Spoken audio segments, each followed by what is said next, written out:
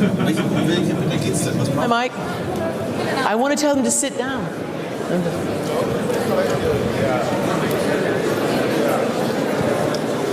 Ladies and gentlemen, please welcome the Chief International Anchor of CNN, Christiane Amanpour. Hi, guys. Nice to be here. Would you mind all taking your seats? Could we all take our seats?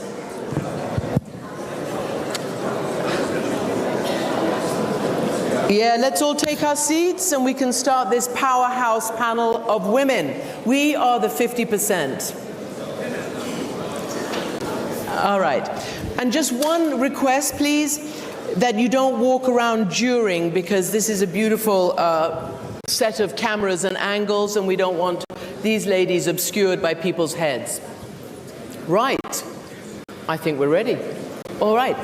May I please welcome Ursula von der Leyen, President of the European Commission, and Sanna Marin, Prime Minister of Finland. Welcome.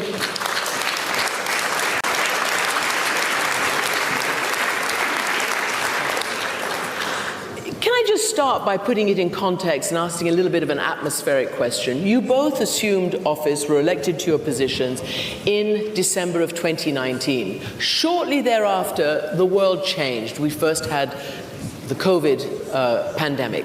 Ursula von der Leyen, and both of you actually, did you ever imagine that you would be involved, and we're just talking about COVID now, in such a global upheaval when you first took the job? Of course not. I had no clue what was coming up.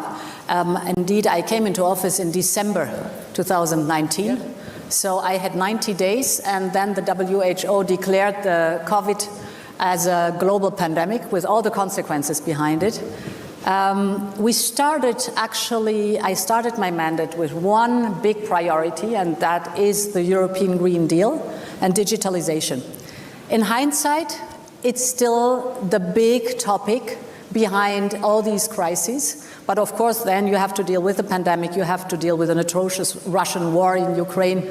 So we do not change the direction of travel, but the speed and the challenges, of course, I had no clue what was coming up.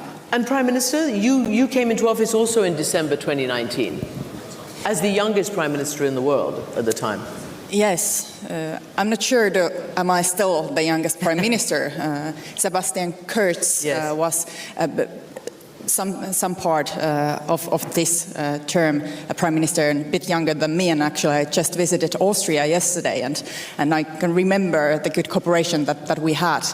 I must say that we didn't know what was happening 2020, 2021, 2022, and the world isn't a very pretty place when looking back and looking present, and also, unfortunately, looking to the future. The global pandemic hit, and it changed our security environment in many ways, and we had to make decisions that we thought that we could not do, but we had to do those. Then the war in Europe, energy crisis, and we are still in the midst of war.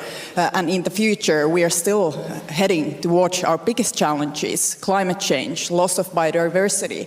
And as Ursula said, we have to tackle these problems together. And if you may, Ursula, I want to give a little praise to you. I cannot imagine better president for the EU Commission during these difficult times. Ursula has been real power player, and it's been an honor to work with you. Thank you. Thank you. Can I ask you something? I'm going to jump off from the last intervention in the previous panel, which I suppose one can call Global South. And Ambassador, when he opened this conference, said one of the huge challenges, not just for the conference, but for the world and for policy, is to get a much wider public consensus around the world. You heard the Vice President of Colombia essentially questioning the direction of flow. And I just wonder whether you think that the inability to create equality and equity during the pandemic, that the Global South felt totally cut off, that they didn't get the vaccines in the same way that the rich North did. I wonder if you both look back at that, despite your efforts, and wonder whether that might have contributed, inter alia, to some of the lack of support you have around the world for your Ukraine policy? I think, should I start, my dear? Yeah. I think it is important that we're very clear about what this Russian war is. It is about Putin's imperialistic plans. And this is something where all of us, and mainly the Global South, have a very clear idea. It is completely unacceptable. And countries on the other side of the Mediterranean have a bitter and long-standing experience. First, you send your negotiators in, then you send, they see that the experts are being sent in, and then it's the mercenaries that are being sent in. So what we have to do is not only explain that we will never ever accept this imperialistic war, we will never ever accept that Putin is trampling on the international law that protects all of us, that the UN Charter, that is also in the interest, I mean, it's in the interest of every single country, is being treated so disrespectful, and that we will never accept that today you can send tanks just across the border to invade a country.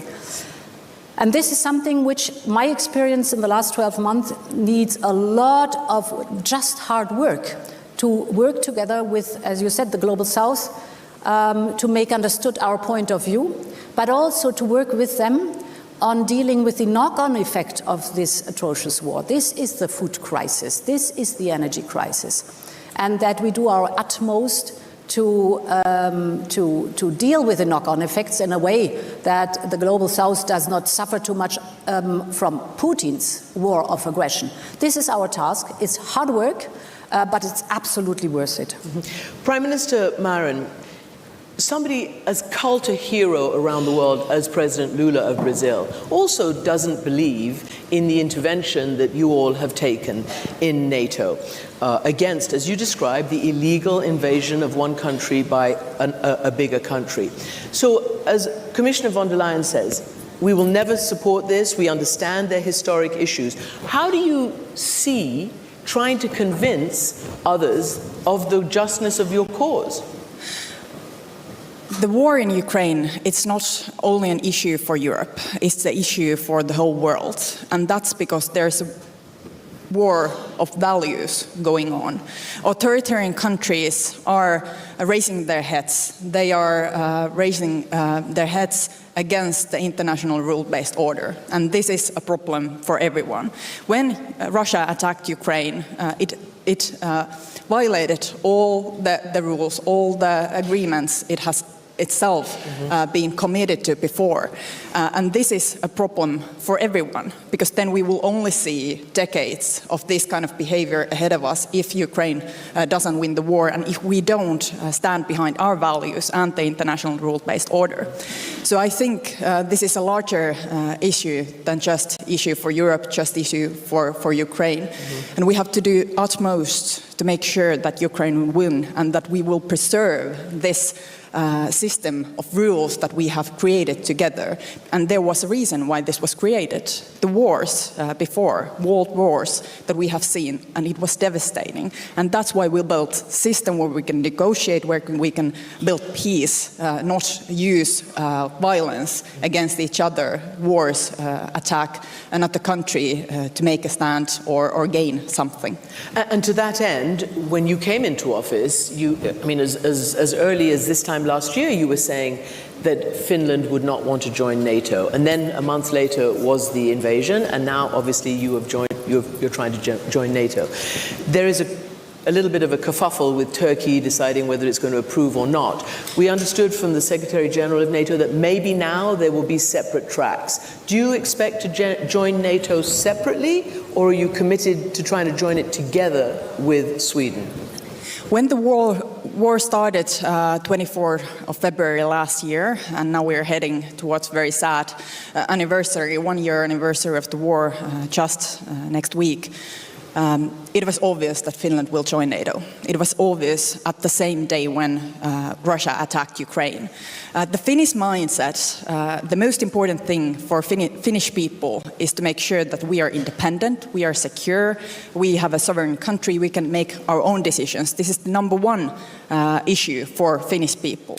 And when Russia, our neighbor, attacked another neighbor, Ukraine, it was obvious that Finland will join NATO, because that's the line, that's the only line that Russia wouldn't cross.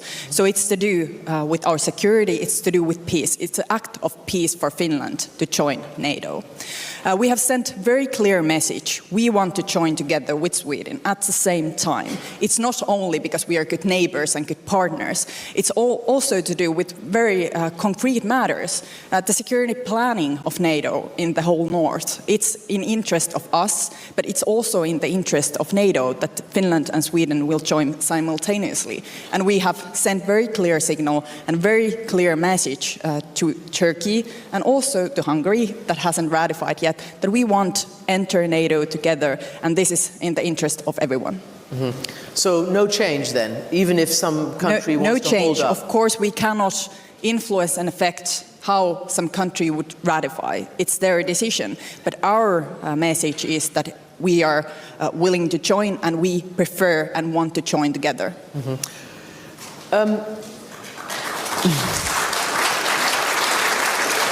President von der Leyen, you remember very well, this time last year, there was warnings by the United States and the UK that Putin was planning an invasion.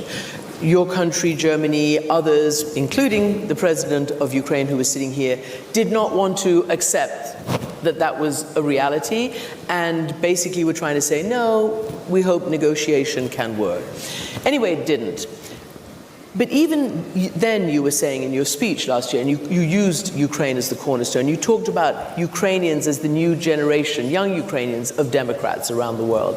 Do you believe that this unity and steadfastness in the interim year will continue? Can you keep all your fractious members on board and people, 500 million people in the bloc?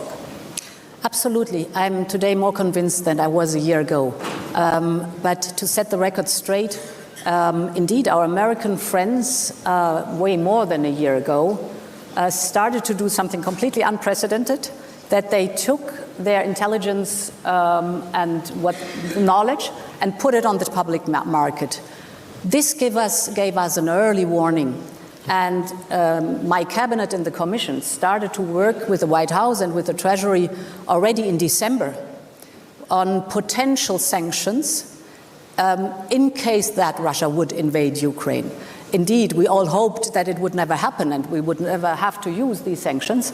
But it was a tedious work day and night to align our very different trade systems, to develop sanctions that are targeted at advanced technologies and goods that are irreplaceable for Russia, and to be completely synchronized also within the G7.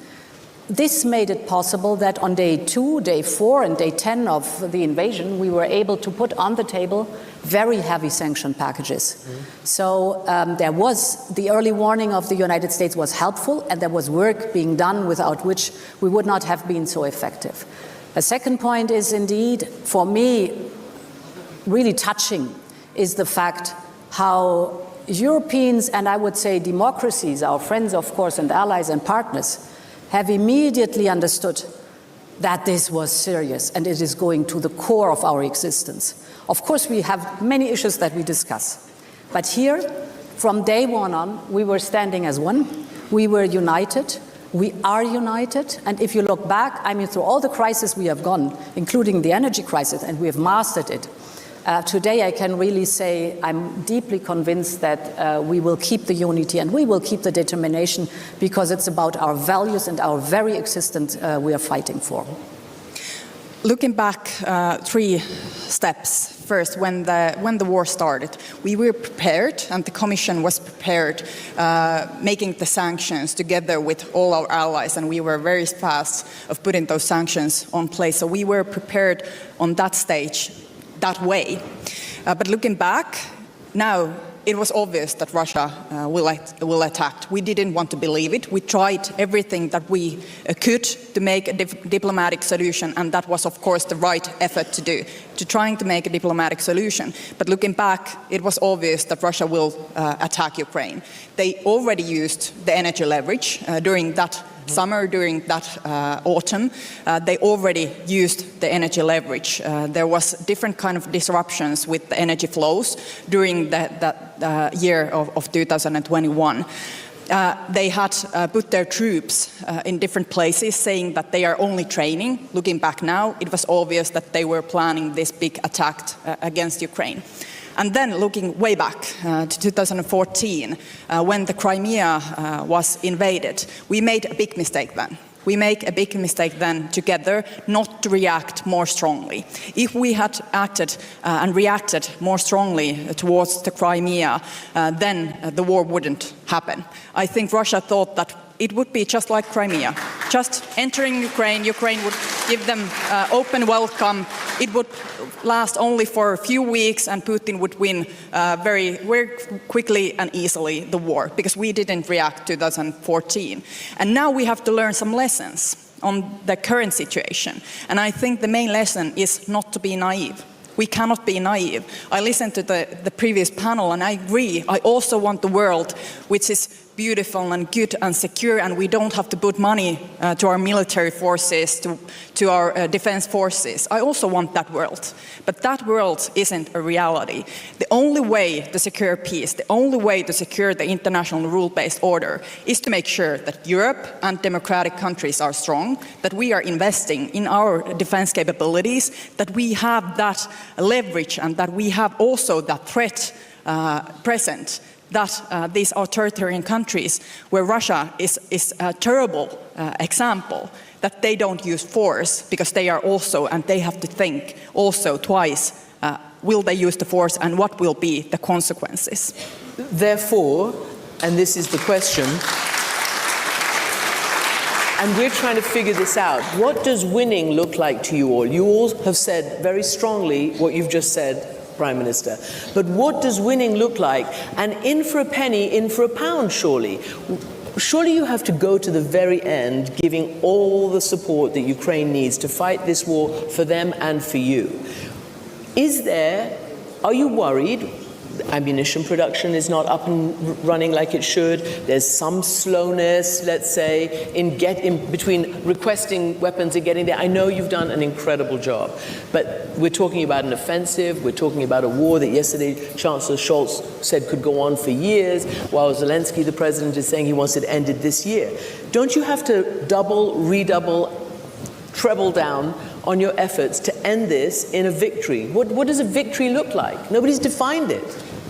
Well, absolutely, we have to double down, and we have to continue the really massive support that is necessary, that this imperialistic plans of Putin will completely fail. This is one goal, and that Ukraine is able to win. And what the military support is concerned, indeed, I think it's now the time really to speed up the production and to scale up the production of standardized products that Ukraine needs desperately.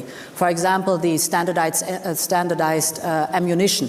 It cannot be that we have to wait months and years till we are able to replenish or till we are able to deliver that to Ukraine.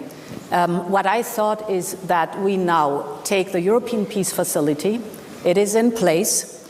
It is there to typically fund that member states give military equipment to Ukraine.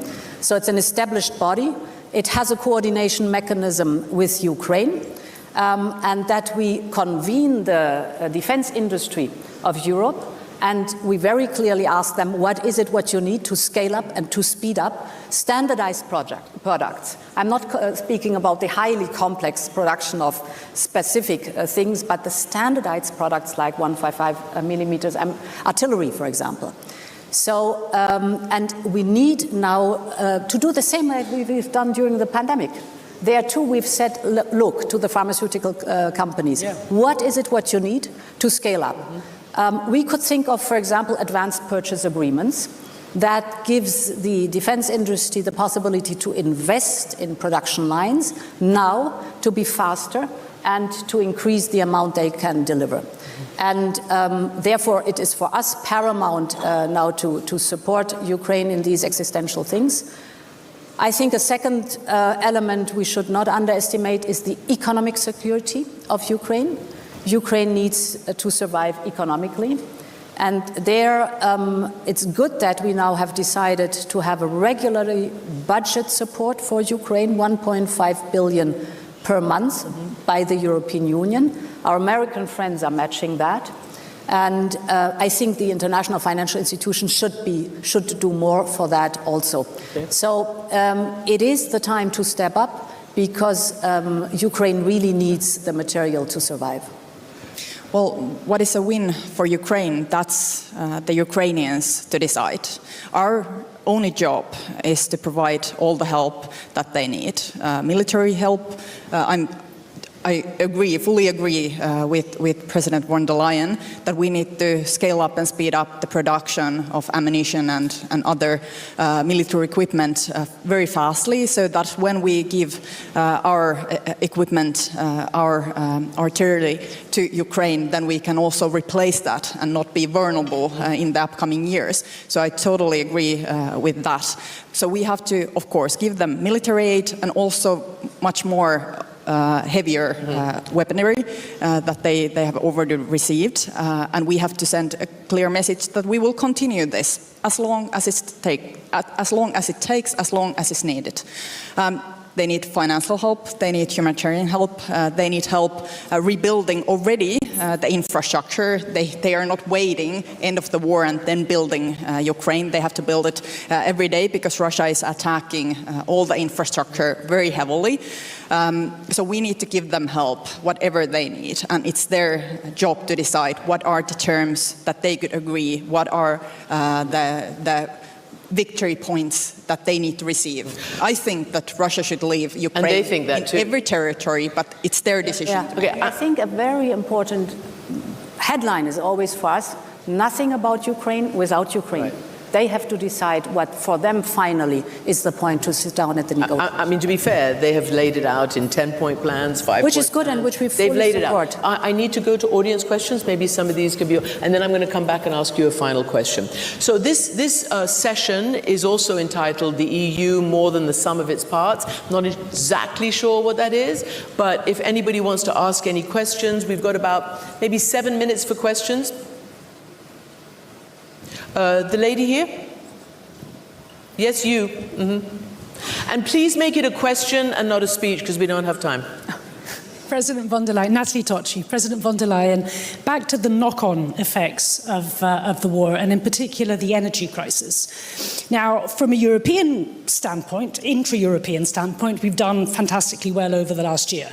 Looking at it globally, perhaps slightly less so, in the sense that the LNG hoarding that many of our countries have been doing have, in a sense, contributed to the energy crisis.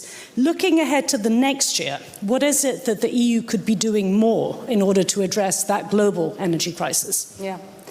So indeed, we should not forget how it started, the energy crisis. Of course, an over-dependency of the European Union on Russian fossil fuels, without any question. But then it was Putin who, within 8 months, cut 80% of the pipeline gas supplied to the European Union. Big strategic mistake, big, because he thought he could blackmail us that we go down on our knees. The contrary is the case, because we have now completely diversified away from the Russian gas. Also thanks to the stepping up of our friends, the United States with LNG, Norway with more pipeline gas. But more important is even that it accelerated our work in the European Green Deal. So we heavily invested in renewable energy, which is homegrown, it gives us independence, and it's clean. We have doubled the additional deployment of renewables last year in the European Union, and last year, for the very first time, wind and solar delivered more electricity than gas did. What the other countries are concerned, because and important is that we keep in mind that the tightness, the energy tightness of the global market is due to Russia's invasion in Ukraine. We should never forget that. But what indeed other countries are that suffer also from this energy crisis, what they are concerned, for us is important that our work together, for example, with the Global South, with Africa, is intensified on investment in infrastructure to have renewable energy, to produce, for example, green hydrogen. We're working now with the other side of the Mediterranean exactly on that one. So the big paradox of this conflict is if there's an accelerator for the European Green Deal and for global infrastructure in renewable energy, then it's Putin and with his atrocious war. Yes? Alex Sikorski, member of the European Parliament. My question is to the President of the Council, of the Commission, of course. We were lucky that the United States had Joe Biden as president when Putin invaded, and that they took the lead on helping Ukraine. But next time, they may be otherwise engaged in the Far East. Thank you for your leadership in using Europe's small defense budget for supplying Ukraine. But shouldn't that defense budget and Europe's military capability be much bigger in the future? I think we have to invest more in defense without any question. But your insinuation that it might be possible that we cannot so much work together with our transatlantic friends. It was very reassuring. Yesterday I had a panel with Mitch McConnell, and it was good to hear that he was very clear about the commitment of the whole of the United States to support Ukraine and to fight side by side with us for the defense of our values without any question. What our defense capabilities are concerned, of course it's sovereign decisions of the member states, but indeed we have progressed a lot in the European Union what harmonizing of the approach to the defense capabilities is concerned. It has very weird names, acronyms like PESCO, like CARD, you name it, but this is good. Thanks God we have it in place. We can build on that one, but yes, the emphasis has to be on a stronger defense posture. Prime Minister Marin, do you think your country, your people, your policies, because it's you who have to do that, it's each country that has to decide, right? Are you ready? Because we heard that the peace dividend, we're out of that time now. Your defense budgets have to be ramped up. Well, actually, Finland has always invested heavily on defense because we are a next-door neighbor to Russia. We are already using up to 2% of our budget to defense, and we will increase this even more so because we want to be prepared. And actually, when we look back to this war and the energy crisis that we are in, Finland already diversified our energy mix way before the war because we have aggressive neighbor, and we don't want that kind of dependencies that many other countries have had. I understand the logic, and it's very logical to build those very close economic connections and ties to try to make sure that the war wouldn't happen because we have such a close ties. It would be so costly that we couldn't then see these kind of devastating things happening. But this wasn't the case because the authoritarian regimes, they think differently. And in the future, we have to be more prepared also when it comes, for example, new technologies. And I totally agree. I think the United States, they will look towards Asia even more so in the future. And we have to make sure that we are not dependent on those critical matters that we are too dependent now. During the pandemic, we were too dependent on medicine, we were too dependent on medical equipment. On the energy crisis, we are too dependent on Russian fossil fuels. Luckily and thankfully, we have done very much to get rid of those connections. But in the future, the big issue will be new technologies. Technologies, know-how, knowledge. So we have to also invest in our education system, the know-how, the knowledge base, and new technologies that we are not dependent on authoritarian countries from the East, because there might be dark clouds also in that direction. And if we have those connections, if we are too dependent, then we are also we cannot be sure that we are secure in that perspective as well. So our job is to make sure that our citizens, our societies will cope whatever happens in the world. So we have to invest. European Union have to invest, and also member states has to invest more in these critical matters. I would like to, before I go to the audience again, if I get some time, I need to ask you both a question about the 50%. This conference is meant to be, 50% women. Maybe it is, maybe it isn't. You might have just seen, obviously, Jacinda Ardern, hugely popular Prime Minister of New Zealand, resign, citing she hasn't got any more energy in the tank. Nicola Sturgeon, the First Minister of Scotland, resigning. Inter alia, talking about how difficult it is, particularly as a woman, to lead any kind of normal life as a global leader.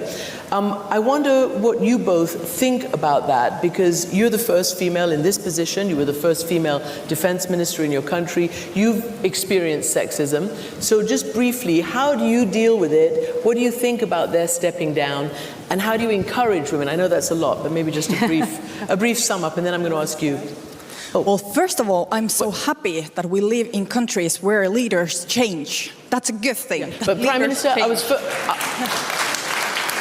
that's all good. But if I was targeting this to you, I would ask you, why did you have to apologize for being a human being? You were found dancing. Oh my goodness, how awful. Yeah. And you had to apologize for being a human being. Why? And I have also danced after that, that one time. I think there's a lot to be done when it comes to gender equality. It's very important that we have people from different backgrounds, different genders, but also different backgrounds in decision-making places at the same table making the decisions, because then we have the perspective of everyone. Women are the 50% of the world, so women need to be 50% of the decision-making bodies. I know that Ursula and the Commission is preparing to set a bill for companies to have more women representatives on the boards of companies. I think this is a very important step forward. I think also in the political system we have to make sure that women have the possibilities to step up, to have their voices heard. There are a lot of structures within our political systems that actually prevent women to get those positions, to be heard. Many times it's enough that there's one woman. Look, we have this women here. No problem. We have women here, no problem. But we need more women, and we need really that 50% to make sure that everybody's voices are heard. So, Commissioner, President, why then is it so difficult? Why do you have to tolerate so much backlash, misogyny, everyday sexism, all of that? Well, because there are deep-rooted unconscious biases. But do you think that would discourage or encourage more women to appeal? Well, I can only encourage more women to be on stage, because that's where we belong, in the limelight. And women or men, the one or the others, are not better than the other, but we're different. And that's the point, that we have to, of course, take the share of the power to change this world and to improve this world. And I think for that, I know you've done a lot, we're doing a lot. You need leadership from the top.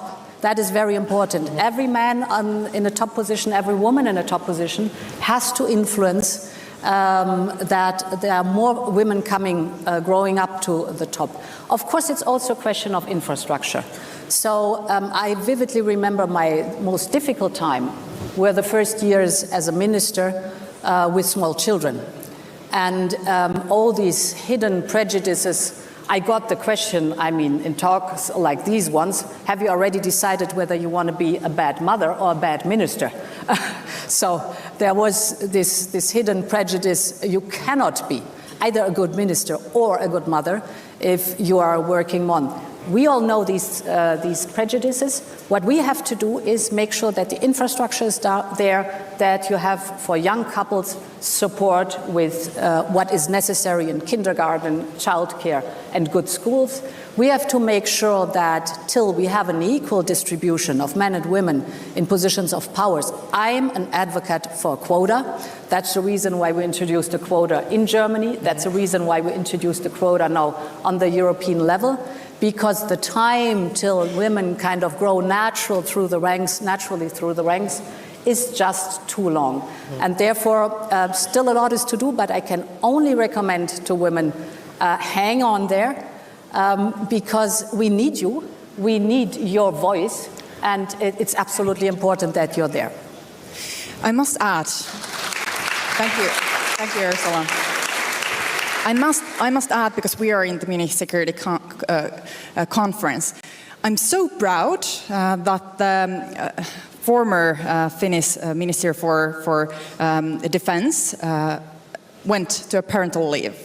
So he did make that decision to went to a parental leave because they had a small child. So it's not only a job for mothers, it's also a job for fathers to take that time to spend it with your child, even though there's war in Europe, even though Finland is joining NATO. Our defense minister, Antti Kaikkonen, decided that his child is small only once, and he did take that parental leave. And I'm so happy that this is the equality in Finland. One little anecdote, if I may. Okay, they're making me rap, but hurry. Oh, okay.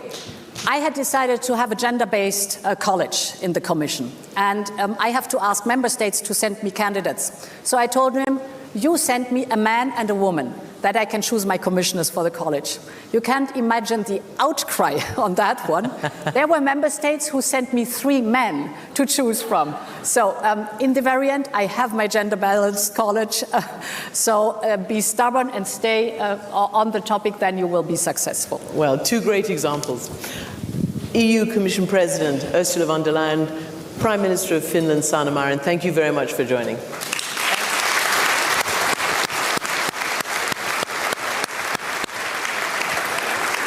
That was really good.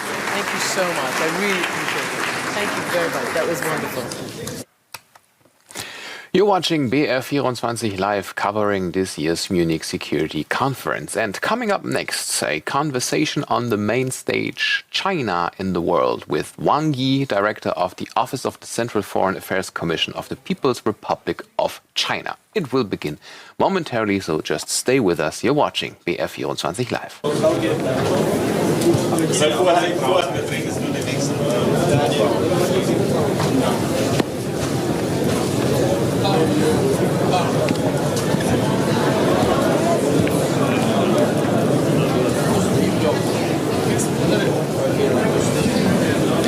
Ladies and gentlemen, the program will continue in an instant. Please remain seated.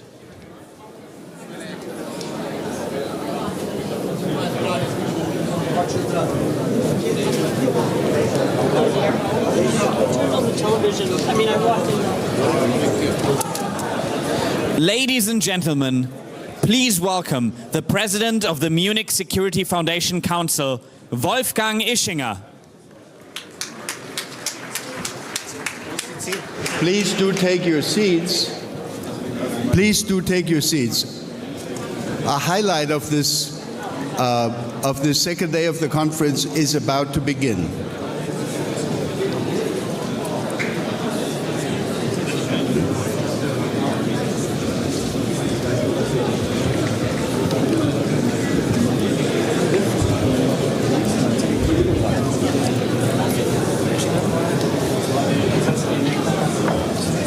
Ja, danke. Danke. Please do take your seats. Thank you very much. We want to continue the proceedings.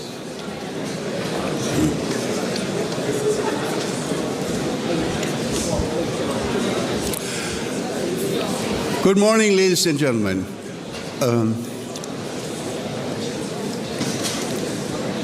We're now going to have what I think has to be one of the highlights of this morning, day 2 of the Munich Security Conference, China.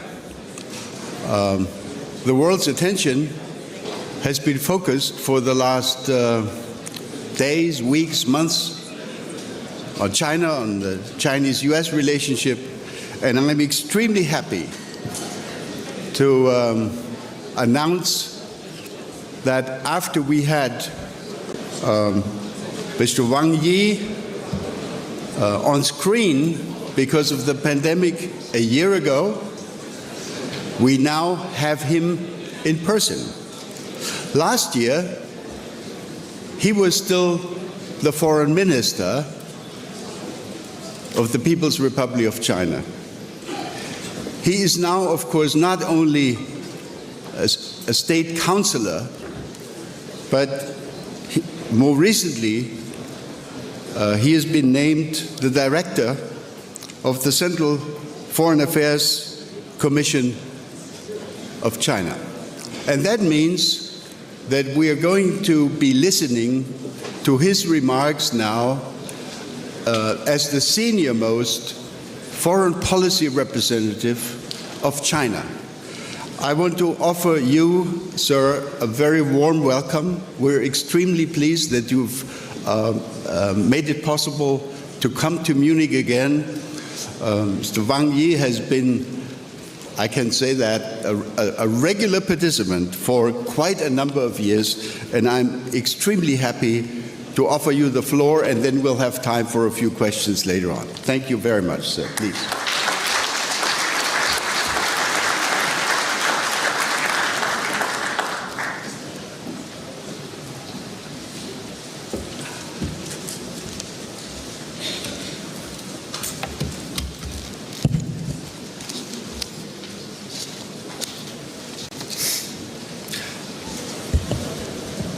I will speak Chinese. 各位朋友、各位同事，大家好。Dear friends, colleagues, I am delighted to join you in person at the Munich Security Conference after 3 years and meet face-to-face with friends old and new. I recall vividly how I came here with the Chinese delegation 3 years ago when COVID-19 just struck. You, Mr. Ischinger, chaired and moderated the Conversation with China session. I presented China's efforts in fighting the virus and urged solidarity among countries in face of the trying times. The international community gave China valuable support and understanding, for which we are deeply grateful. Humanity's 3-year fight against COVID-19 tells us a simple truth. As President Xi Jinping repeatedly stressed, we are members of one global village, and we belong to one community with a shared future. We can overcome challenges when we stand together. We can win victory when we trust each other. 3 years on, the pandemic is contained, but the world is not yet safer. Trust between major countries is lacking. Geopolitical rifts are widening. Unilateralism is rampant. The Cold War mentality is back. New types of security threats from energy, food, climate, biosecurity, and artificial intelligence keep emerging. Standing at a critical juncture of history, human society must not repeat the path of antagonism, division, and confrontation, and must not fall into the trap of zero-sum game, war, and conflict. Making the world a safer place is the strong desire of all people, the common responsibility of all countries, and more importantly, the right direction for the advance of our times. For a safer world, the sovereignty and territorial integrity of all countries must be respected. Power politics and hegemony are a recipe for global instability and do the biggest damage to global peace. Interference in other countries' internal affairs, in whatever name, disregards and defies the basic norms of international relations. Any violation of the One China principle on the Taiwan question, an attempt to create one China, one Taiwan, or two Chinas, however framed, are a gross infringement on China's territorial integrity and pose real threats to peace and stability across the Taiwan Strait. The principle of sovereignty is the cornerstone of the contemporary international order. All countries should abide by the principle in both words and deeds, rather than apply it selectively, still less with double standards. China will resolutely curb acts of separatism and interference to safeguard its sovereignty and territorial integrity. For a safer world, disputes should be peacefully resolved through dialogue and consultation. Disagreements and frictions do exist between countries, yet handling them with pressuring, smear campaigns, or unilateral sanctions is often counterproductive and may even entail endless trouble. However complex the issue is, dialogue and consultation should not be abandoned. However intense the dispute is, a political resolution should be pursued. However difficult the situation is, peace should be given a chance. China follows a new vision of common, comprehensive, cooperative and sustainable security as put forward by President Xi Jinping. China takes a responsible stance on international disputes based on the merits of each issue and plays a constructive role. On the Ukraine issue, China's position boils down to supporting talks for peace. We will put forth China's position on the political settlement on the Ukraine crisis and stay firm on the side of peace and dialogue. For a safer world, the purposes and principles of the UN Charter should be upheld. The chaos and conflicts plaguing our world today occur because the purposes and principles of the Charter have not been truly observed. Fanning ideological confrontation and forming exclusionary blocs harms international solidarity and hampers global cooperation. Hyping security threats and stoking tensions undercuts strategic mutual trust and elevates the risk of miscalculation. The pressing need now is for all of us to put the larger interest embodied in the purposes and principles of the UN Charter above one's own lesser interest and work together to oppose Cold War mentality and bloc confrontation. For a safer world, the key role of development must be harnessed. The world should not be a place where the rich stay rich while the poor remain poor. Efforts should be stepped up in implementing the UN 2030 Agenda for Sustainable Development. The legitimate right to development of all countries, especially developing countries, should be effectively protected, and assistance should be extended to underdeveloped regions to improve people's lives and grow the economy. A holistic approach is needed to address both symptoms and root causes and remove the breeding ground for conflict. The world should not veer off onto the wrong path of protectionism, decoupling and cutting chains. We must firmly reject the attempts to politicize, weaponize and draw ideological lines in the cooperation on trade, science and technology. If security is to be firmly established and endure, people in all countries should get to lead a better life. Making the world a safer place is China's abiding commitment. Last October, the Communist Party of China convened its 20th National Congress. General Secretary Xi Jinping declared that China's central task in the new era and on the new journey is to advance the rejuvenation of the Chinese nation on all fronts through a Chinese path to modernization. On how to accomplish this modernization of the largest scale in human history, China has given an unequivocal and steadfast answer: keeping to peaceful development. Peaceful development is not an expediency nor diplomatic rhetoric, but a strategic choice informed by a deep grasp of the past, present, and future. Looking over the past, China suffered deeply from foreign aggression and expansion in modern times. This country fully appreciates the value of peace and importance of development. Shortly after the founding of New China, we put forward the 5 principles of peaceful coexistence. Over the past 70-plus years, China has never initiated a war or occupied an inch of foreign land. It is the only country that has put peaceful development in its constitution and the only country among the 5 nuclear weapon states to pledge no first use of nuclear weapons. China's track record on peace can stand the scrutiny of history, and its peaceful rise is an unprecedented miracle in human history. At present, the top priority for China is to pursue high-quality development and deliver a better life for the Chinese people. We know fully well that development is only possible in a peaceful and tranquil international environment. This requires that China lives in peace with other countries and pursues win-win cooperation with the rest of the world. We will always be an advocate for peace, development, and win-win cooperation, and work to deepen and expand global partnerships based on equality, openness, and cooperation. Looking to the future, peace and development remain the trend of history and the aspiration of the people. Some people assert that a strong country is bound to seek hegemony and assume that China will walk away from peaceful development as it gets stronger. However, China's own experience shows that the path of peaceful development has worked, and worked well. There is no reason for us to discontinue, but every reason to stay the course and come together with more countries in the pursuit of peaceful development. Any increase in China's strength is an increase in the hope of world peace.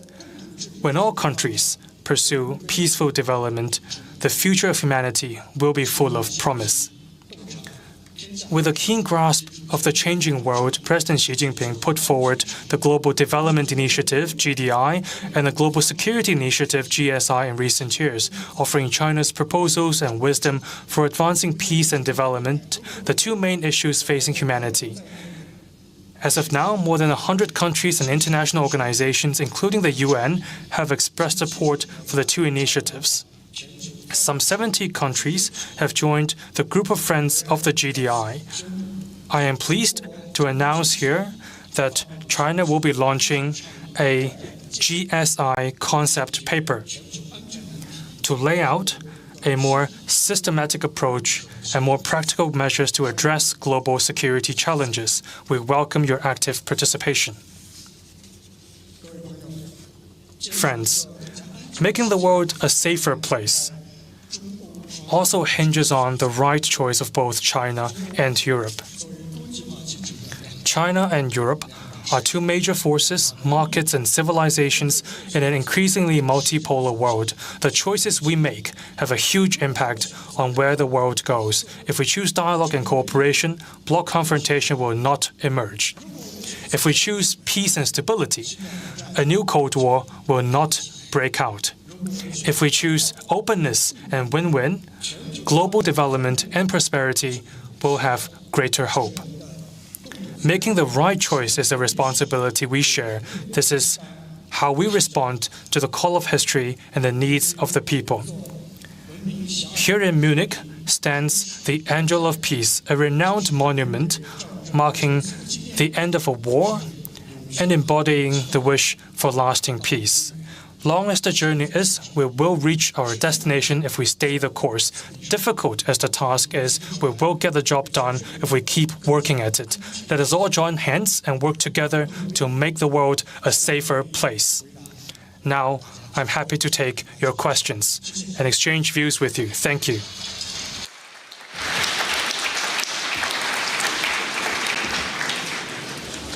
Sir? Yeah.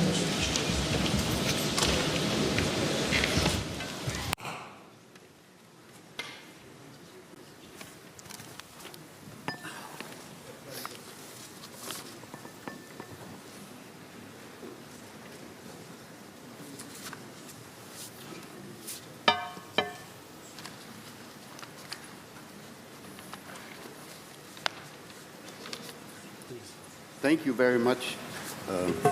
very much. Mr. State Councillor, for your presentation.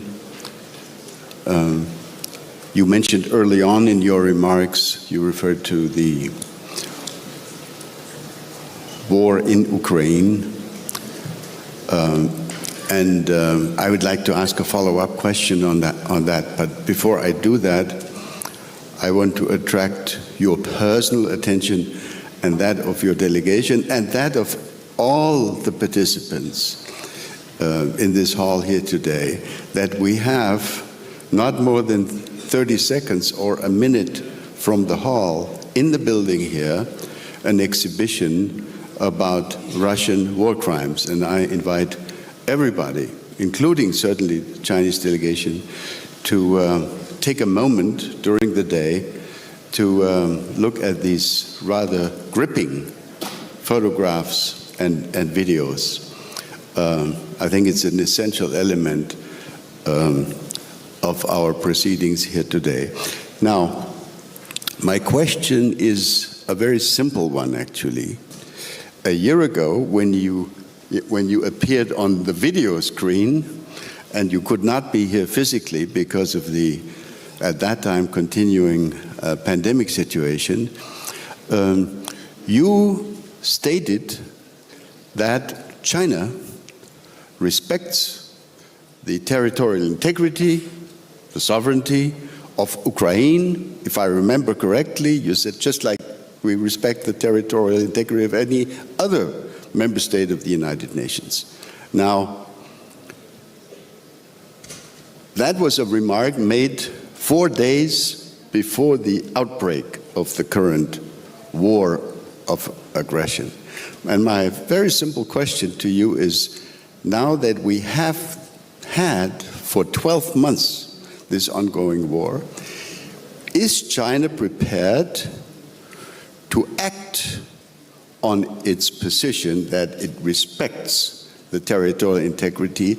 And if you are prepared to act, what are you prepared to do? You spoke in your remarks of your willingness to participate in the reflection of how to bring about peace. So could you elaborate a little bit on that? Thank you.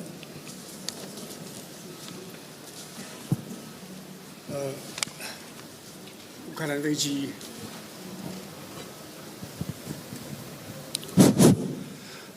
乌克兰的危机不是我们愿意看到的。 To see the crisis in Ukraine. And we are deeply concerned by the expanded and extended crisis. We are not a party directly concerned, but we did not sit idly by. We do not add fuel to the fire, and we are against reaping benefits from this crisis. What we have been doing is to facilitate peace talks, but we stand on the side of peace and dialogue. As a matter of fact,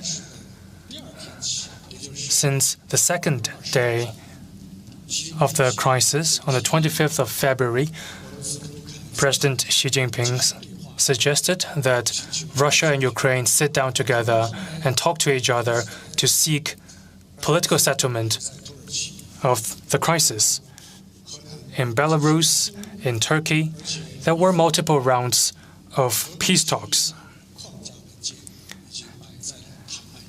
And we saw a framework text on the peaceful resolution of the crisis. However, that was stopped. We did not know why the process was cut short. Some forces might not want to see peace talks to materialize. They don't care about the life and death of Ukrainians, not the harms on Europe. They might have strategic goals larger than Ukraine itself. This warfare must not continue. During his meeting with European leaders, President Xi Jinping said clearly that conflicts and wars produce no winner. Complicated issues cannot be solved by simple solutions. Major country confrontation must be averted. We can state our positions on this stage, but at the same time, we need to think calmly, especially our friends in Europe, about what efforts should be made to stop the warfare, what framework should there be to bring lasting peace to Europe, what role should Europe play to manifest its strategic autonomy. The more difficult situation is we cannot abandon efforts to to seek peace. We are approaching the 1-year anniversary. China will put forth a position paper on the political settlement of the Ukraine issue. We will reiterate the propositions made by President Xi Jinping in our position paper, including that territorial integrity and sovereignty must be respected, purposes and principles of the UN Charter be observed, legitimate security concerns be taken seriously, and all efforts conducive to the peaceful settlement of the crisis be supported. We will also reiterate that nuclear wars must not be fought and will not be won. We must oppose such an incident. We will call on efforts to oppose attacks on nuclear power stations and nuclear facilities for peaceful use in order to prevent nuclear catastrophe. We must jointly oppose the use of chemical and biological weapons under any circumstances. Our efforts to promote peace will continue. Put simply, we will work with all sides, sustain our efforts, and work until the day peace arrives. Thank you. Thank you very much, sir. Now, I have collected a couple of questions. We have very limited time, but among the questions most urgently asked are questions about the relationship between China and the United States. We have all recently witnessed what I may call, with your permission, the balloon crisis. My question is a very simple one. Are you going to, and is your delegation going to use the opportunity of this Munich Security Conference platform, which is actually an ideal platform for these types of purposes, to enter into a discussion with those present from the Joe Biden administration to return, hopefully, to a somewhat more normal level of discourse between Beijing and Washington, because, of course, you have some larger issues to discuss above and beyond the balloon crisis. But my impression has been that the balloon crisis has stood in the way of returning to a more normal discussion. Please.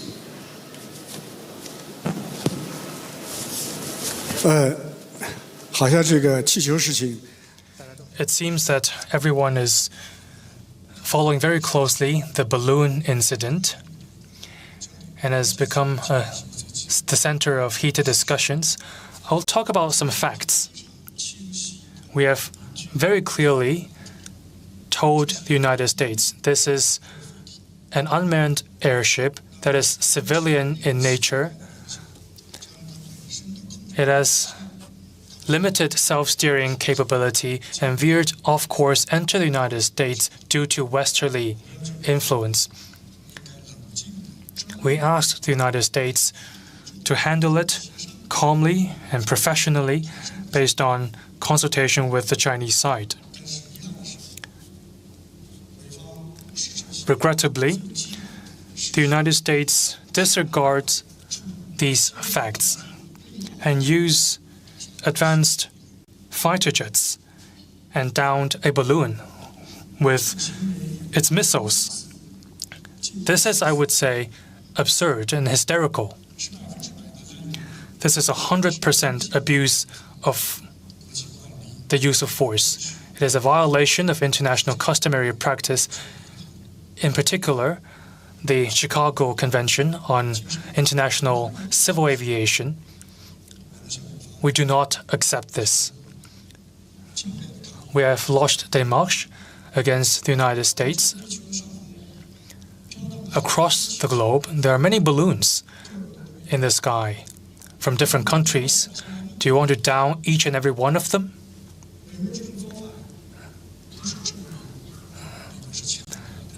It does not show America is strong. On the contrary, it shows the opposite.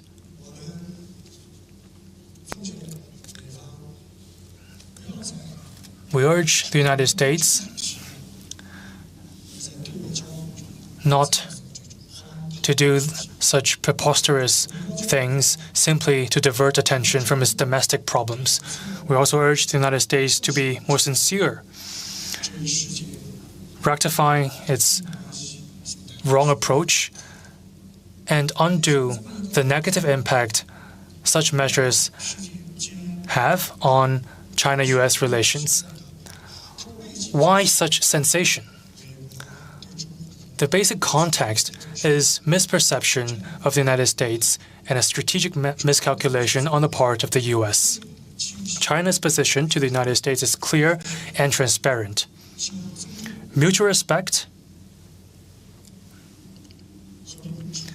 peaceful coexistence, and win-win cooperation. These are the principles, the three principles on how we get along with the United States, how two major countries with different systems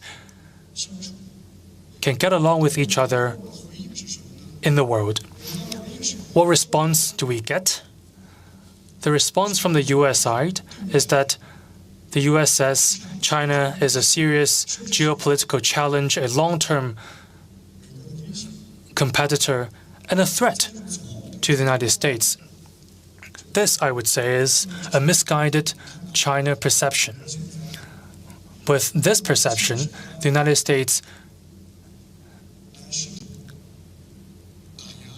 is using all of its means to clamp down and smear China, and is co-opting other countries to do the same. China said or stated that it wants to compete with China. We are not afraid of competition, but we want fair and rules-based competition. The United States is not doing it. For instance, the CHIPS Act. This act is 100% protectionism, 100% selfishness, 100% unilateral action.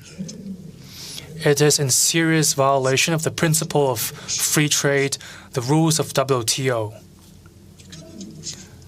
This, by no means, is fair competition. It cannot be farther away from free competition. The US is standing on the opposite side of free trade that has long espoused. This is pretty ironic. In ancient China, we Chinese often say that even if people loves benefits, they get it through fair means. Only people with selfish purposes will only get it with this extortion. The United States has only been extorting benefits. We do hope that the US side can view China's development objectively, impartially.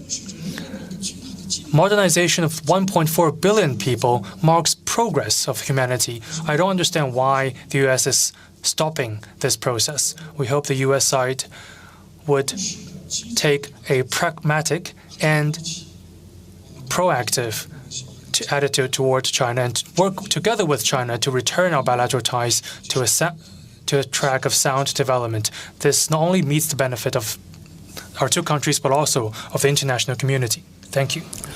Thank you very much. The team signals to me that our time is already up, but I don't think, sir, that this discussion would be complete if we didn't have at least one final minute, we don't have more time than that, for you to reassure this audience that a military escalation over the Taiwan issue is not imminent.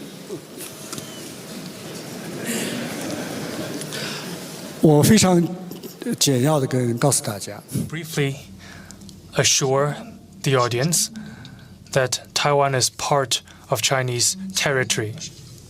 It has never been a country, and it will not be a country in the future. This is the status quo of the Taiwan question.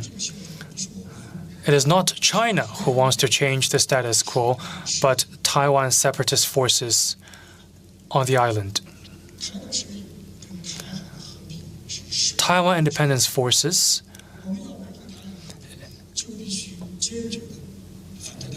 undermines peace and stability in the Taiwan Strait. That is why we must oppose Taiwan independence and Taiwan separatism. We must observe one China principle. This is also a consensus of the international community. We reiterate the importance of respecting sovereignty and territorial integrity. This is good. We hope that on China, sovereignty and territorial integrity should also be respected because Taiwan separatist forces are threatening our sovereignty and territorial integrity. We don't hope to see double standards on this issue of major significance. That is my answer. Thank you. Thank you very much, sir. It's been a real privilege to have you on stage here again. Do come again next year if you can. Thank you.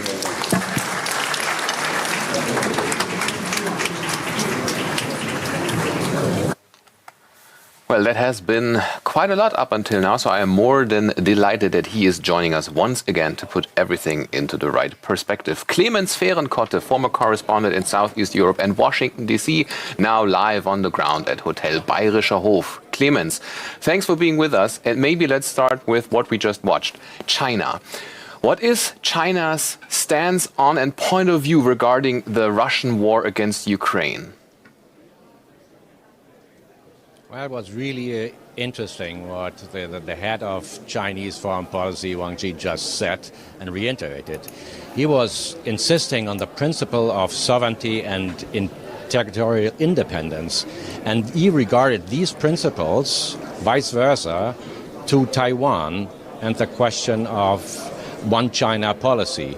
This was something which he really stressed. And so far he was saying, one thing is we have to have territorial integrity. Second thing that was important, saying no use of nuclear weapons. This was kind of reassuring. But the third thing was really Ambassador Ischinger was just asking the final question, saying, can you assure us in this audience that there won't be an imminent military attack on Taiwan?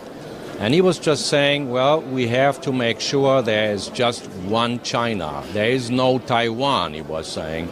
So he was really putting up, I wouldn't say just a show of power, but making really clear where he stands and where China stands on these issues. Another topic that has been a part of this conversation has been the relationship to the United States, and giving the last, well, let's at least call them tensions between China and the US with a shot-down spy balloon. How far are we from a next clash of global players? I mean, Wang Yi was repeating what the official policy after this incident with the so-called spy balloon over the coast of the Carolinas had been since it had happened, was saying it was a violation by the United States to shoot this balloon down. He further said the United States is trying to really impose new sanctions on China, especially on the high-tech end of trade. We're saying this is not fair, and they are insisting on fairness. But you have to keep in mind Chinese foreign policy is also anxious to re-engage with the United States because the last year hadn't been a very happy year for China and the Chinese rulers if you look at the COVID policy and the COVID policy afterwards. So there's an interest in China to, I wouldn't say re-engage, but to open up again the channel to Washington. This will happen here. We will just moments away from the address of the U.S. Vice President, Kamala Harris. And also here is, for sure, as we all know, the Secretary of State, Antony Blinken. And Blinken and Wang Yi, they will talk here. And for sure we have lots of rooms and they have lots of backdoor talks, and this will be one of it. But bottom line is they basically want to get in touch again with the U.S. administration because there are so many important issues for them on the table. Let's focus on Europe, because we also watched a panel with Ursula von der Leyen, President of the European Commission, and Sanna Marin, Finland's Prime Minister. Since the beginning of the war, is Europe more united or divided than ever? What is your impression? Well, I think Ursula von der Leyen really made a point, and it was really a good fortune that the very young Finnish Prime Minister Marin was on the panel as well. And my impression was that isn't kind of a political show in terms of, yeah, we are united and we are determined to go on with this. Because the core of the argument had been that it's really about values. I think the Finnish Prime Minister, she really put it very clearly on the table, saying it's about our existence. And that the most important thing, and you have to keep in mind, after February 24th, Finland and Sweden were immediately applying for NATO membership, and it's still it's not happening because of the veto of the Turkish President Tayyip Erdogan. But she was saying the Finnish interest was to be independent, to have a free life, and to do the decisions by their own. And the moment the tanks rolled from Russia and Belarus 1 year ago into Ukraine, was saying this is the moment where we know that it's about our existence. So coming back to your question is, do I have the idea that the unity still fits? Yes, I do. Well, part of this panel also would have been Giorgia Meloni, the Prime Minister of Italy from the party Fratelli d'Italia, but she called in sick. But this has been a development we could have watched in Europe, that right-wing parties won elections. Is this also a consequence of this more and more complex world? Well, obviously there are too many cell phones here, and maybe sometimes this can happen too. If a high-ranking U.S. official comes into town, or wherever they are, and especially if the Vice President or President of the United States, for a couple of moments they block all internet access for seconds, like it's like a black box, and then it reappears again, and maybe we are in this kind of truly signal that the Vice President is about to approach the floor, and that might be one of the reasons. But we can catch up afterward this afternoon. I think we'll see and talk to each other in the afternoon after 4 p.m. and I would be delighted if then the cell phone and blocking net problems will be resolved. Well then, thank you so much, Clemens, for being with us as long as this was possible. And we'll see each other again this afternoon. And up next, Beyond the Alliance, partnering up for European security. You're watching BR24 Live, and we'll be right back after this.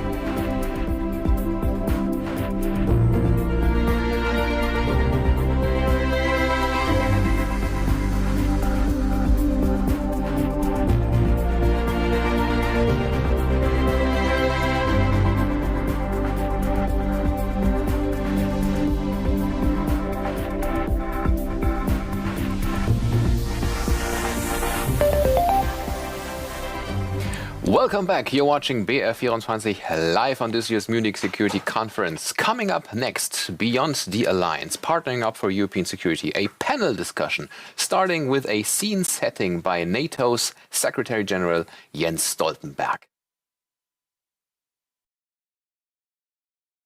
So we want to get this session started. So the title of our session is Beyond the Alliance, Partnering for European Security. And I have a confession to make. I was quarreling a little bit with this title, so I'm going to take the moderator's prerogative and suggest that we rename this session Building the Alliance and Strengthening European Security. And as we build this alliance, our panelists represent many of the building blocks of this alliance. We have the Prime Minister of the Kingdom of Denmark, a founding member of NATO. We have Finnish President Niinistö, our newest family member, we hope very soon, into NATO. And of course, we have Moldovan President Maia Sandu, Moldova as a long-standing partner of NATO. So I can think of no better person to help us frame building the alliance at this extraordinary moment than one of the architects of our modern NATO alliance, the second longest-serving Secretary General in NATO history. NATO Secretary General Jens Stoltenberg assumed his duties on October 1st, 2014. That was when NATO began its Zeitenwende, as we began to understand the European security situation was beginning to change. Secretary General Stoltenberg has navigated many diplomatic challenges, and we turn to him now to help us set the scene for how we build this alliance anew. So with your applause, please welcome Secretary General Jens Stoltenberg.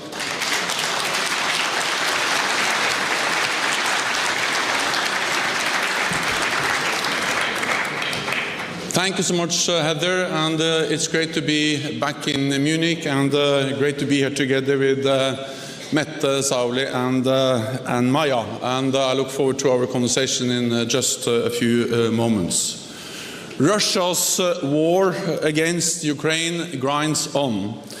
We may be shocked by its brutality, but we should not be surprised. This is part of a pattern of Russian aggression for several years.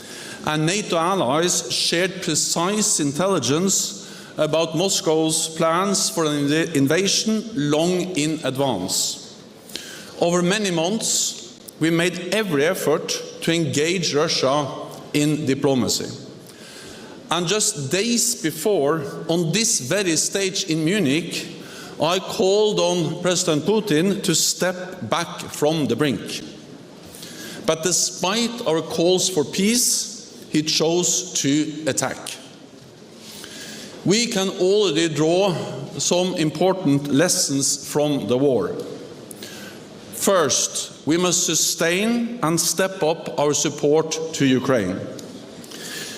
Putin is not planning for peace. He is planning for more war, new offensives. And there are no indications he has changed his ambitions. He is mobilizing hundreds of thousands of troops, increasingly putting the Russian economy on a war footing, and reaching out to other authoritarian regimes such as Iran and North Korea to get more weapons. So we must give Ukraine what they need to win and prevail as a sovereign, independent nation in Europe. Some worry that our support to Ukraine risks triggering escalation. Let me be clear. There are no risk-free options. But the biggest risk of all is if Putin wins. If Putin wins in Ukraine, the message to him and other authoritarian leaders will be that they can use force to get what they want. This will make the world more dangerous and us more vulnerable. So supporting Ukraine is not only the morally right thing to do, it is also in our own security interest. The second lesson is that we need to continue to strengthen our deterrence and defense. Wars are unpredictable, and we do not know when or how this one will end. But I do know this: even if the war ends tomorrow, our security environment has changed for the long term. There is no going back. Kremlin wants a different Europe, one where Russia controls neighbors. We also know that Beijing is watching closely to see the price Russia pays or the reward it receives for its aggression. What is happening in Europe today could happen in Asia tomorrow. So the war in Ukraine demonstrates that security is not regional, it is global. In this new and more contested world, we can no longer afford to treat defense as optional. It is a necessity. Yes, spending more on defense means less money for other important tasks. But nothing is more important than our security, to preserve peace. The third lesson is that we need to strengthen the resilience of our societies. Military forces are necessary to protect our security, but they are not sufficient.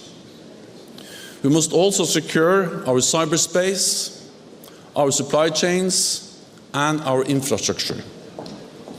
The war in Ukraine has made clear the danger of over-reliance on authoritarian regimes.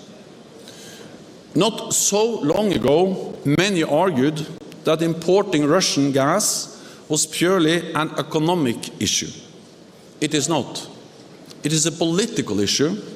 It is about our security.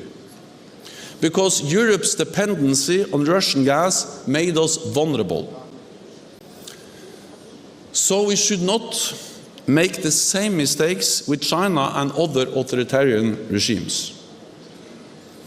We must not become too dependent on products and raw materials we import, avoid exporting key technologies that could be used against us, and protect our critical infrastructure at home.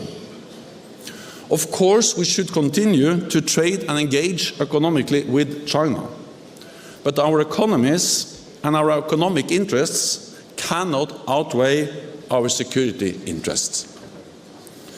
So it's only right that we protect ourselves. But in doing so, we must remember that trade among friends and allies makes us stronger and more resilient. We must not create new barriers between free and open economies.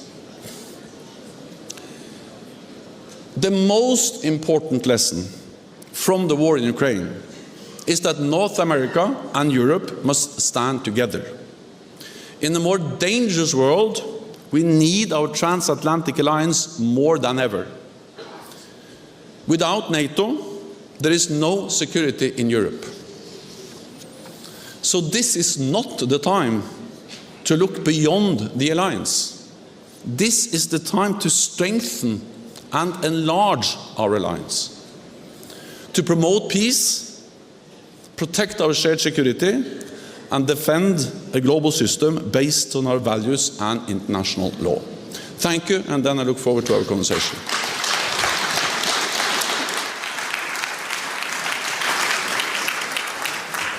Secretary General Stoltenberg, thank you. And let me please welcome our panelists to the platform. And while they're walking up, Secretary General, if I may start with you. Okay, we'll do the handshake first here. Thank you. Welcome. Secretary General, while everyone's getting seated, if I may just ask you the first question. And I want to pull on the unthinkable, but if Putin wins, as you suggested that, NATO would have to incredibly strengthen the eastern flank, its NATO spending. 2% would be the absolute floor. How do we as an alliance prepare for the unthinkable, and what does that alliance look like for the next 10, 15, 20 years? So first of all, President Putin must not win this war, and that's why NATO allies and partners all around the world has mobilized so much support to Ukraine. Because it will be a tragedy for the Ukrainians, but it will also be extremely dangerous for us. Because then the message is that when he uses force, then he gets what he wants. And we need to understand this is not only a European challenge, this is a global challenge. I recently visited South Korea and Japan, two close partners of NATO, and they see the link between what's going on in Europe and what's going on and may happen in Asia. So Beijing is watching closely the outcome of the war in Ukraine. And of course, if Putin wins in Ukraine, it will impact the decisions and the calculations that Beijing is doing in their part of the world. So this is about our global security. This is not about regional security. NATO has already adapted. The war didn't start in February last year. It started in 2014. And since 2014, we have implemented the biggest reinforcement of our collective defense with more troops, higher readiness, presence in the eastern part of the alliance, new defense plans, and also increased defense spending. And when we meet in Vilnius this year, I'm absolutely certain that we will reconfirm that message, both the stronger partnership with our partners in the Asia-Pacific, support for Ukraine, but also how to strengthen our deterrence and defense. Secretary General, I want one more question to you, and then I want to bring our other panelists into the conversation. So in 5 months, the allies will gather in Vilnius, an incredibly important summit. At the end of that summit, what does success look like for you and for the alliance? Well, the success is about demonstrating the unwavering support for Ukraine, and I'm absolutely confident that that will be the case in Vilnius. It's about reiterating our commitment to strengthen our deterrence and defense, and it's about building the partnership with our Asia-Pacific partners, because security is not regional, security is global. But then there is one other thing that will mark success, and that is that we will enlarge the alliance. I really work hard and really hope that by the Vilnius summit we will have finalized the accession process, and we have Finland and Sweden as the two new members of our alliance. Secretary General, that's the perfect segue to opening our conversation with President Niinistö. But before I get to the accession question, President Niinistö, other than former Chancellor Merkel, you probably have had the most conversations with Vladimir Putin, and it was important to keep that dialogue. I would imagine your last conversation was when you shared with him that Finland was applying for NATO membership. But I want to ask you, because your knowledge of Vladimir Putin and you've observed his leadership over the last 12 months, help us understand where you think this regime is going. It's been under enormous stress, and you have some of the sharpest analytical thinking about Russia, and then I'm going to ask you that accession question, but I want to start there first. Okay, thank you. I have heard said that the Russian regime is the same in the future, if not even more of the same, and we know what the same is here. So we haven't seen any major changes, except that maybe the leadership is more concentrated on Putin, and the amount of elite people around him is maybe reducing a bit. Those more from the business side are maybe far further away at the moment. We have to keep in mind that military is number one in Russian society, in their economy, in their industry, whatever. And I guess that they are measuring this situation all the time, the Ukrainian war, by their military success. And that's the only figure that really that they really care about. And that also explains that what is going on, and I'm afraid will continue. So something like this. More of the same, greater intensity, which moves us to the urgency of Finland and Sweden formally joining the alliance. So, Secretary General, I may be bringing you into this conversation as well, because I want to make sure I understand where we are in the process.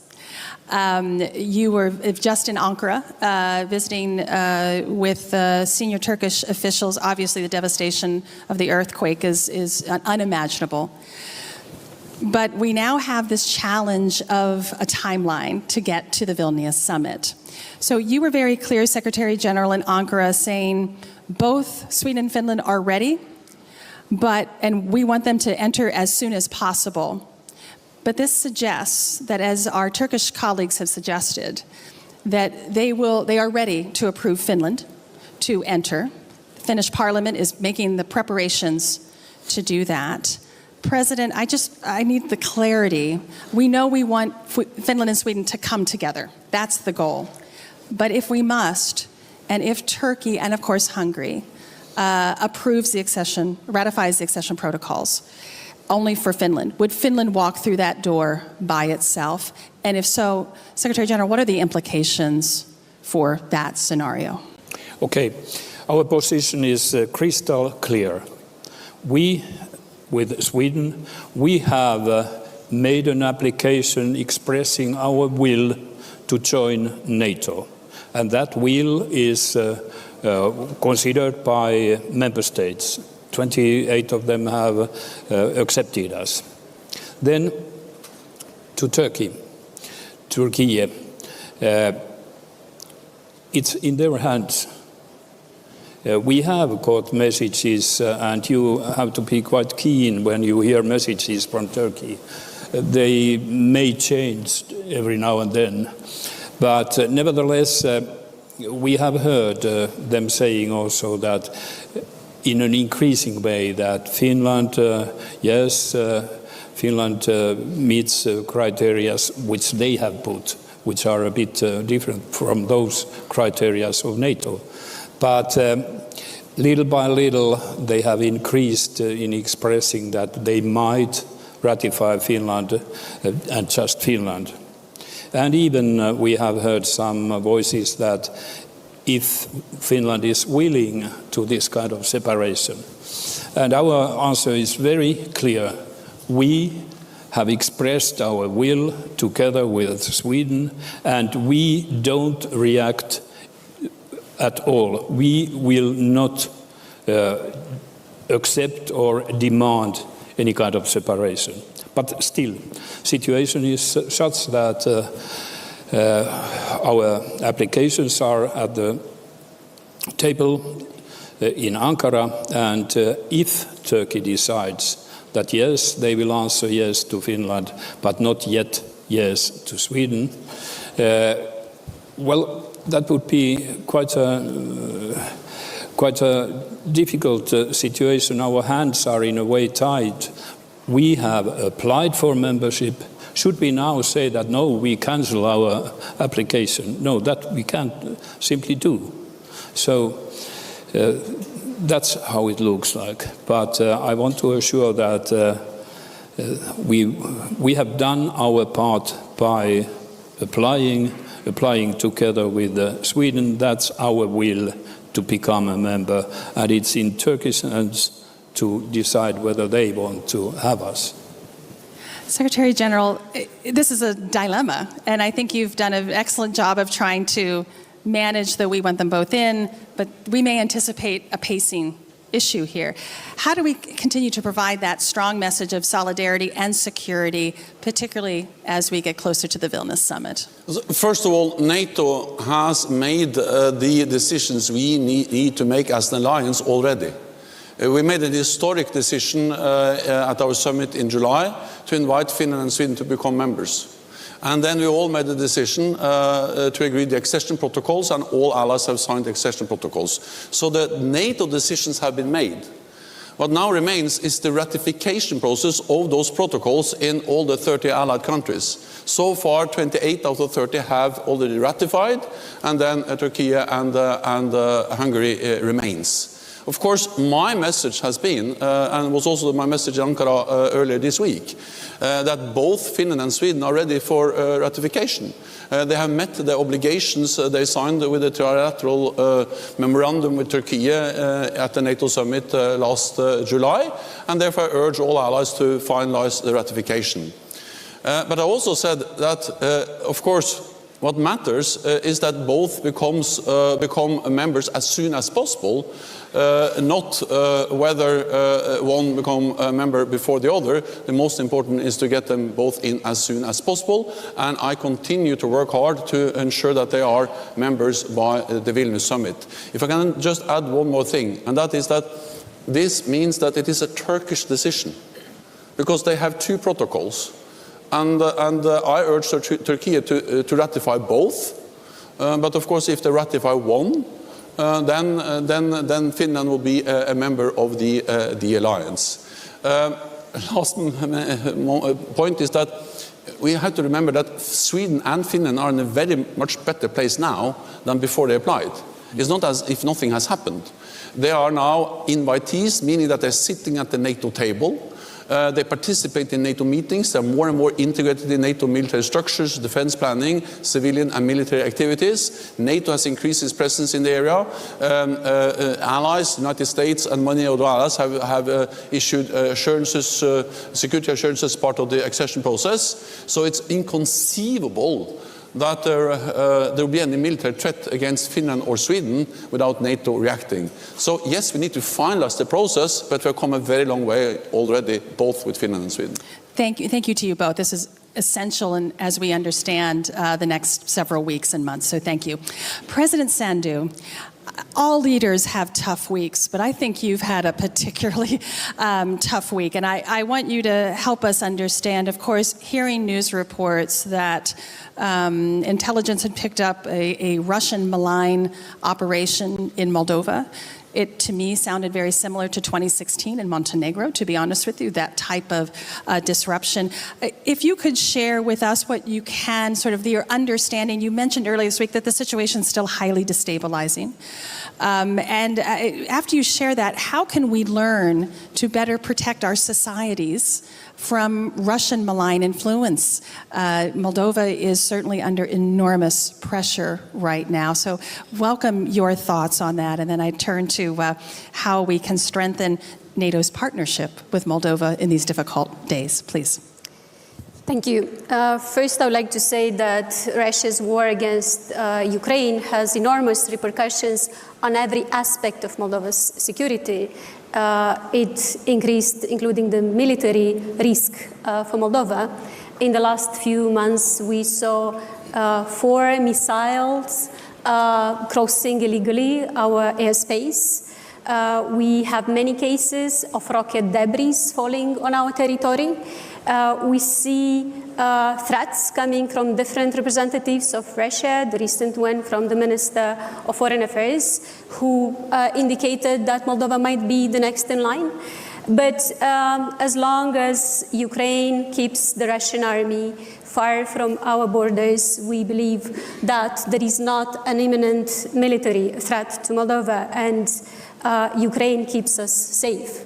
At the same time, Russia is already waging a hybrid war against Moldova, and we have many examples. In the fall, they tried to use the energy crisis, hoping that we will not be able to pay for the very high prices for gas and electricity.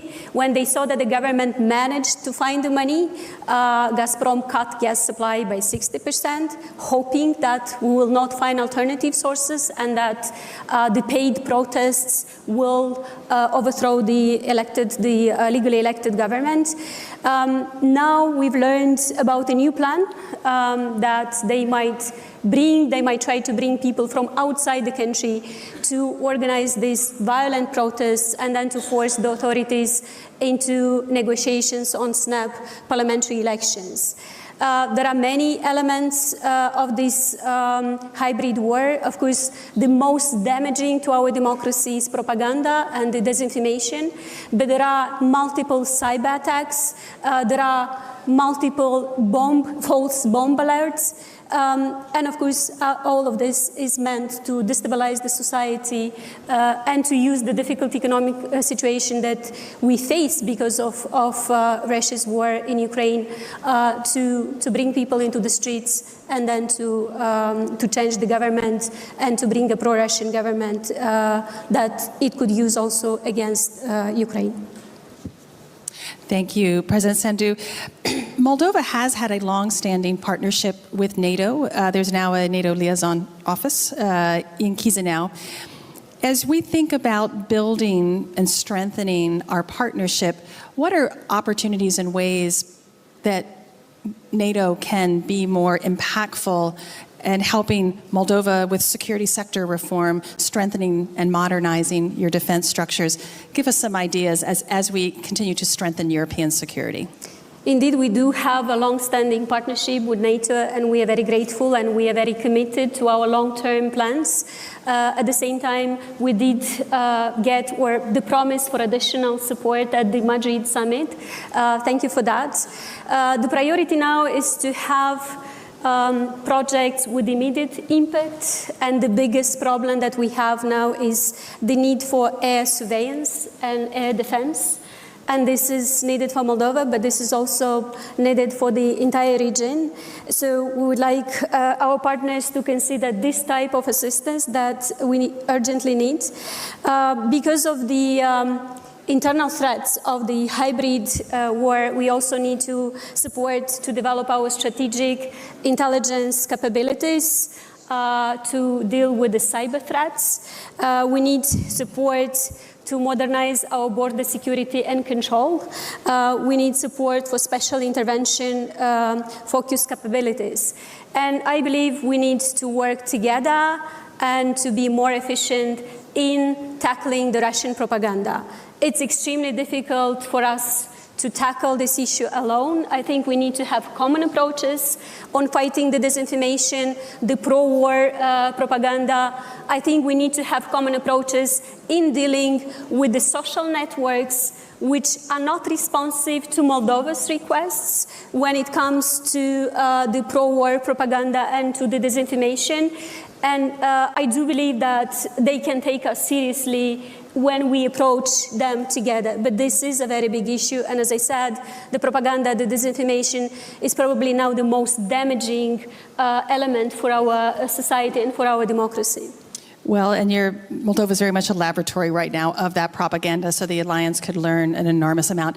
Prime Minister Friedrichsen, as you've now, re-election has happened, you've had an extraordinary year of leadership.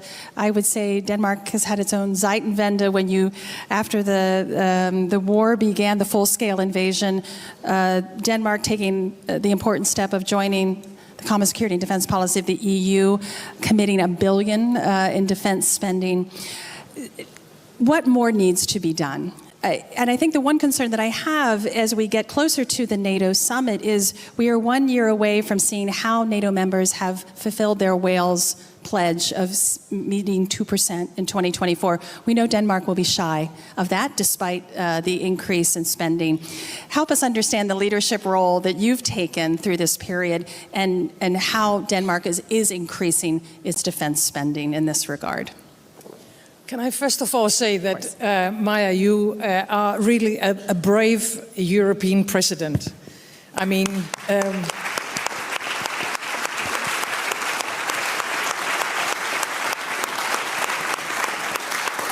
Moldova is it's a poor, and it's a fragile European country. You can be next in line when we're talking about Russia. And you are standing up, you as a person, for democracy, rule of law, and anti-corruption. So you are a brave European leader. And of course, all our awareness is about Ukraine. I totally agree with you, Jens. We have to do more, and we have to do it faster. But at the same time, let us not forget Moldova, Georgia, and other neighboring countries. So when you ask me what are the next thing to do, we have to and we need to spend more on our defense. Of course, that's number one. We have to do as much as we can to support Ukraine with weapons, more donations, and we have to do it faster. I think we have to work more closely together in Europe to keep up producing, because it is extremely important to donate more and to do it faster, but also to be able to defend ourselves. But we also have to build much stronger partnerships. And of course, Moldova is a great example of this, but also when it comes to the Global South. Because we focus on Ukraine, that is extremely important, but at the same time, I mean, what is going on in Africa? What's going on in the Sahel region? If we are not able as European countries to build strong alliances in Asia, of course transatlantic is where it starts and where it begins and where it ends, I totally agree. But if we are not able to build stronger alliances with India, with our partners in Asia, as you said, Jens, in Africa, in other places of the world, we will lose, I think, the global war on values. So we have to do a lot of things at the same time, and we have to, I think, be aware that all the crises we are facing are interfering with each other. So, of course, being able to help Ukraine, and we have to win this war, and they will never be able to win it on their own. We have to win it with them. We have to build a stronger European Union. We have to build stronger partnerships with our neighbors. But we have to be much more active on the global scene at the same time.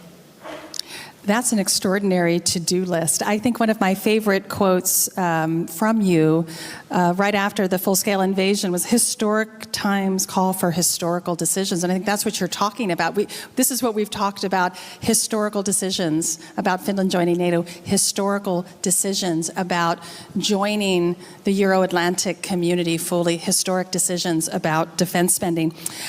Prime Minister, if I can ask you and take the liberty also of having President Niinistö here, the Kingdom of Denmark plays an extraordinary role geographically because of its position in the North Atlantic. And the Kingdom of Denmark has been very forward-leaning on an Arctic strategy, understanding Russia's Arctic militarization and what that means. I know this is something that the Secretary General often repeats, which we're very grateful for. Of course, Finland's and Sweden joining NATO has now the Arctic Council, at least the Arctic 7, will now all be NATO members. Help us think in your own work with the Greenlanders where you see this as far as building the alliance, how we build greater deterrence in the North, and how do we think about the High North looking forward? Yeah, thank you for bringing up the High North. I think it will be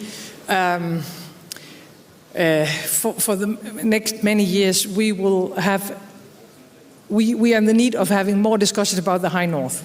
So we were talking about the hybrid situation. Let's not forget about terrorism.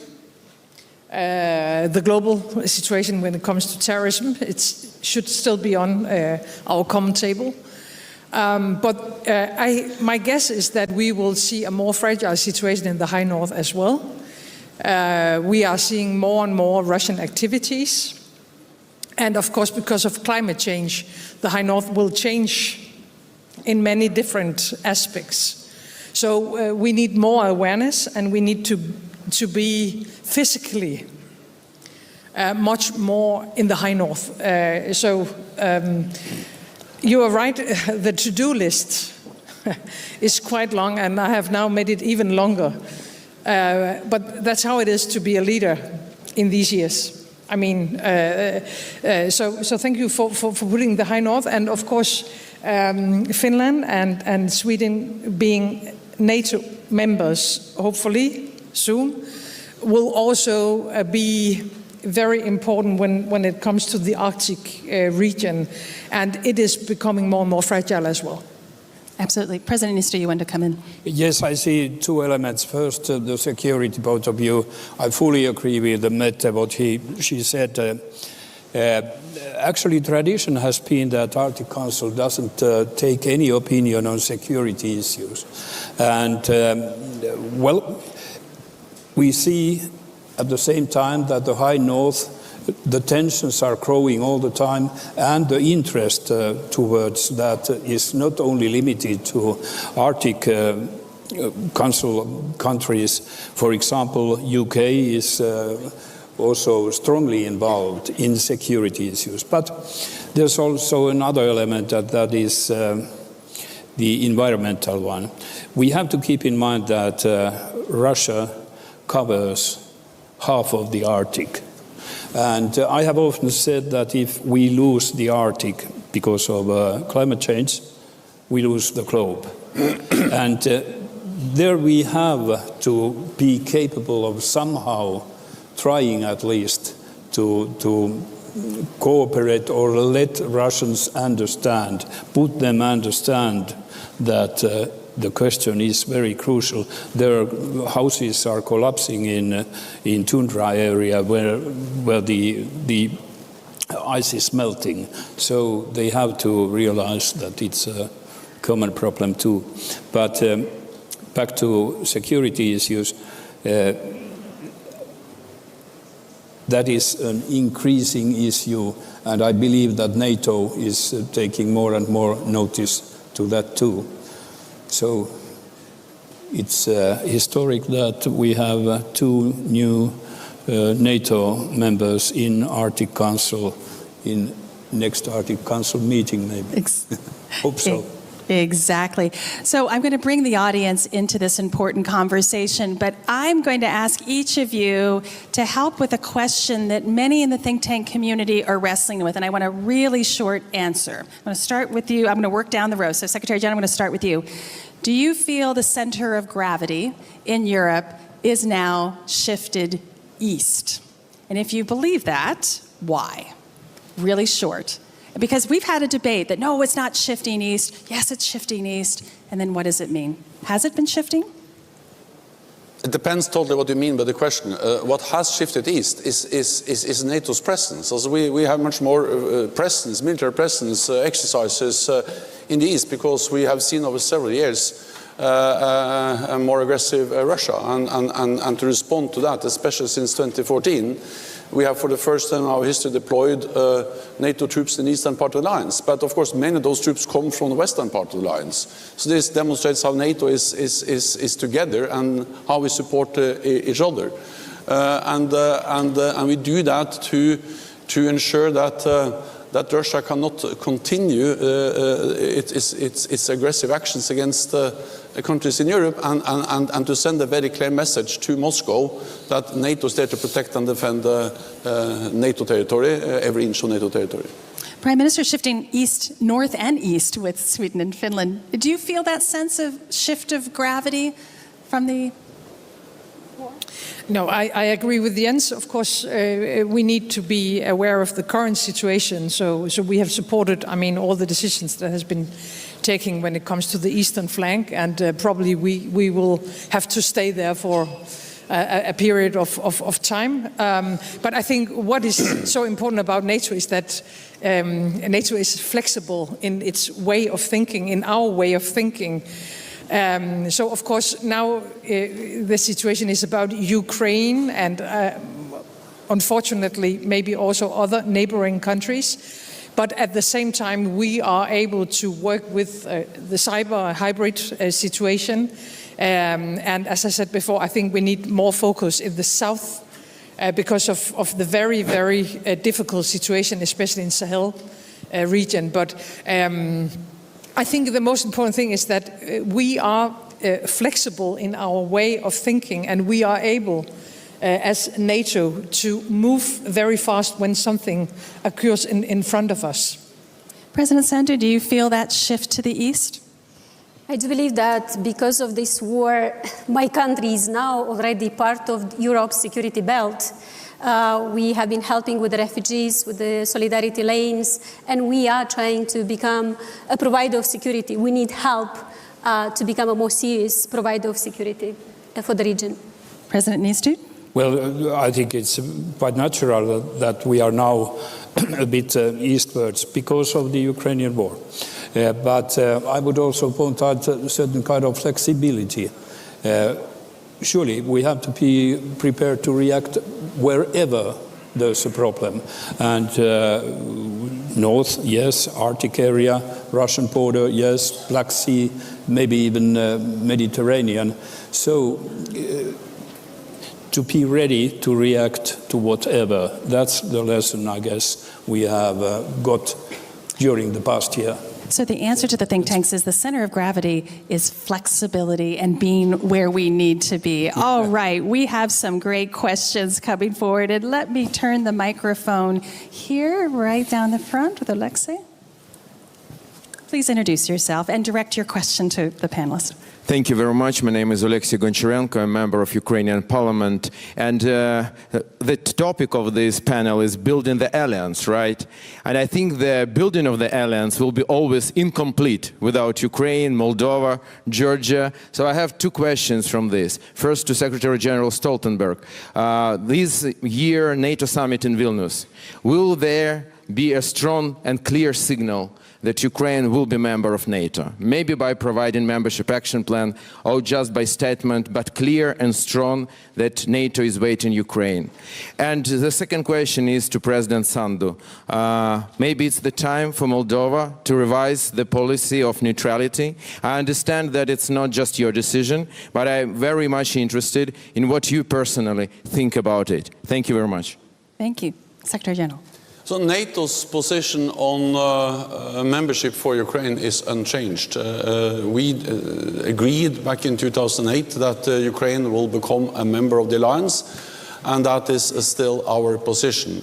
Then, of course, what matters now is to ensure that Ukraine prevails as a sovereign independent state, because without having Ukraine as a sovereign independent state, there's no way to discuss any kind of relationship between NATO and Ukraine in the future. So the urgent need is to provide military support, as NATO allies and partners are doing every day. In that context, I also welcome the initiative from Prime Minister Sunak to actually have a discussion about the framework we need to ensure an enduring peace after this war ends. Because when the war ends, we need to make sure that history doesn't repeat itself, that Russia doesn't continue to invade Ukraine, because this is a pattern. It started in 2008 with the invasion of Georgia, then in 2014 Crimea and Donbass, and then in last year the full-fledged invasion of Ukraine. And we cannot allow Russia to continue to chip away European security, and we need to break the circle of Russian aggression against the European countries. And therefore we need, when this war ends, to establish some kind of framework that ensures that Russia's aggression doesn't continue. President Sandu. Yes.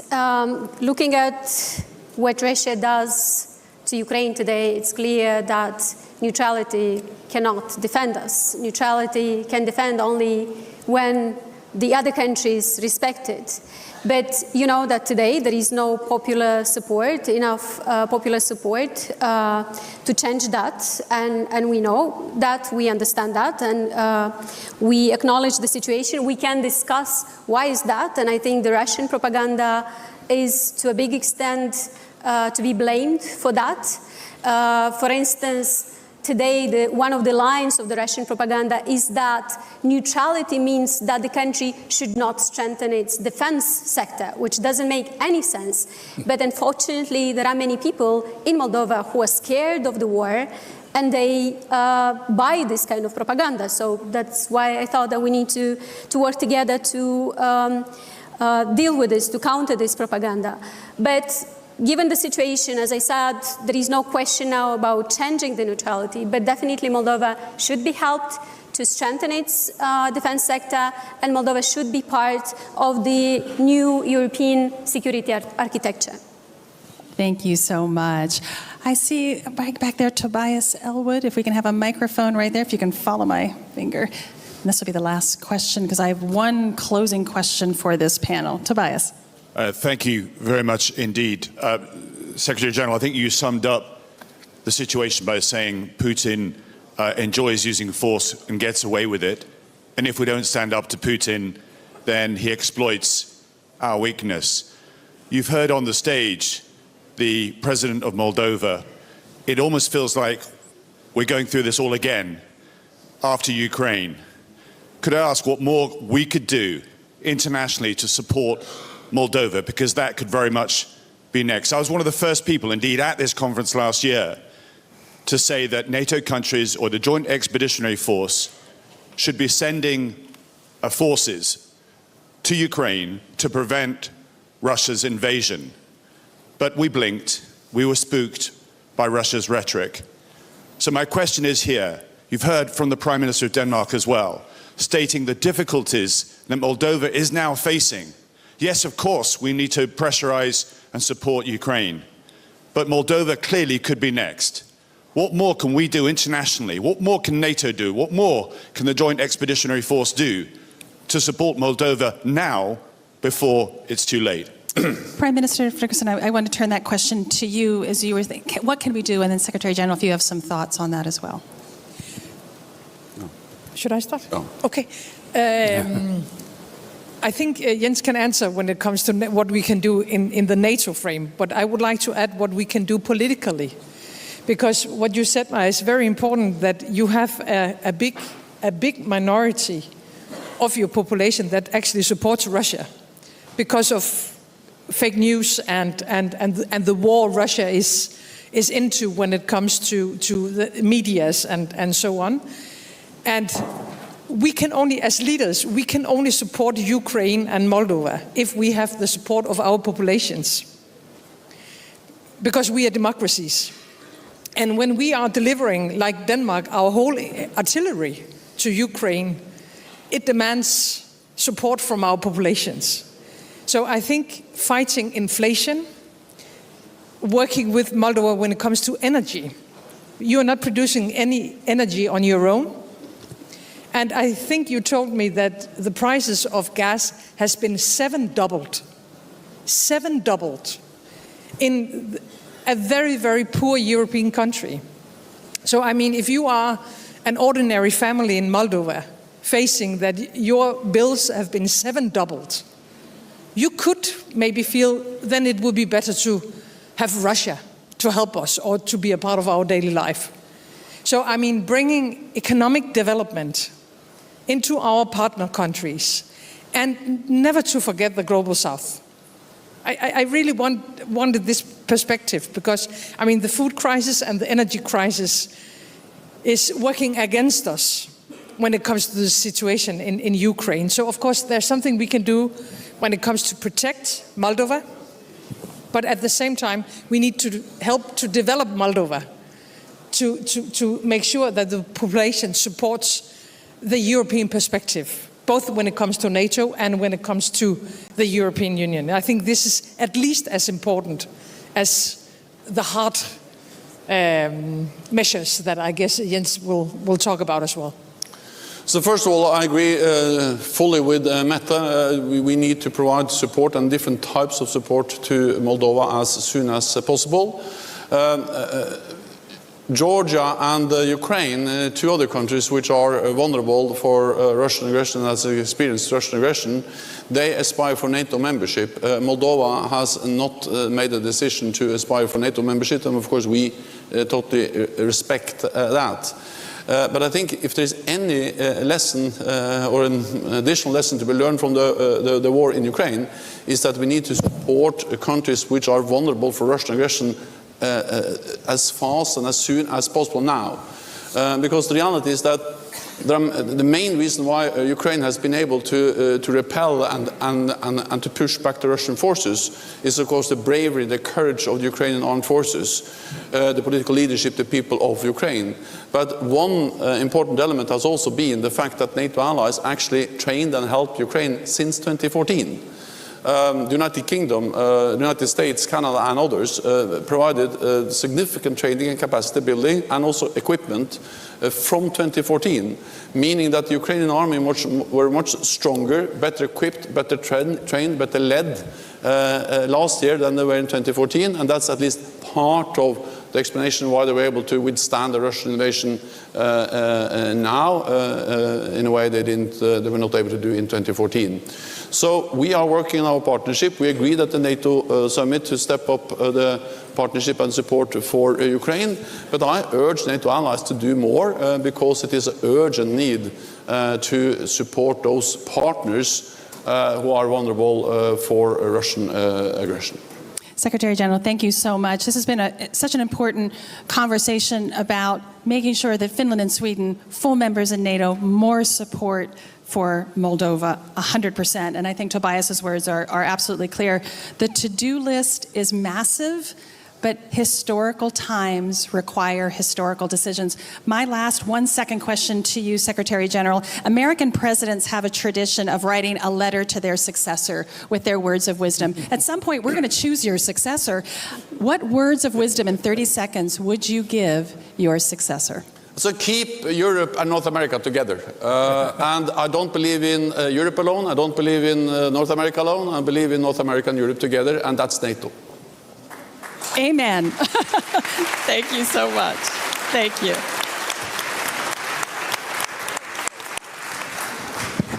Ladies and gentlemen, the main program will continue momentarily. Please remain seated. We kindly ask everyone to remain seated so we can continue with the main program in just a minute. Ladies and gentlemen, please remain seated. Yeah, and now there will be one of the most anticipated items on the agenda, the U.S. in the world, with Kamala Harris, Vice President of the United States of America. The stage is being set for this.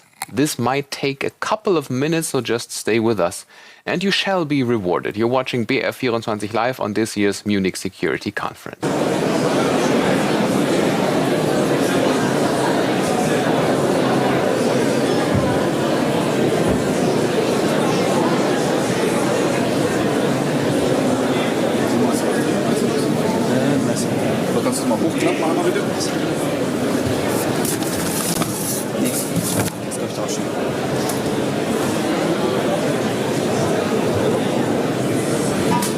Ladies and gentlemen, we kindly ask you to take your seats now so we can continue with the program.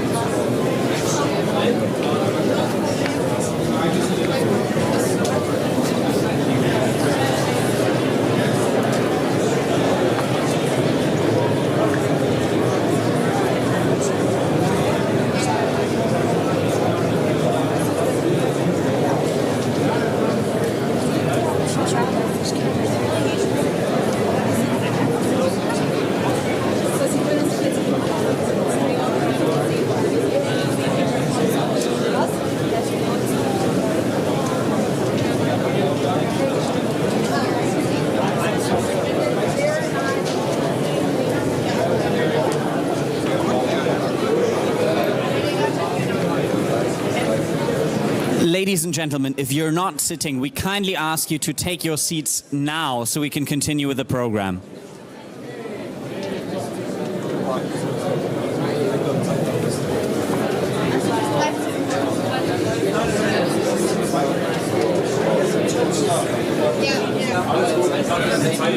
Ladies and gentlemen, we kindly ask you to take your seats now so we can continue with the program.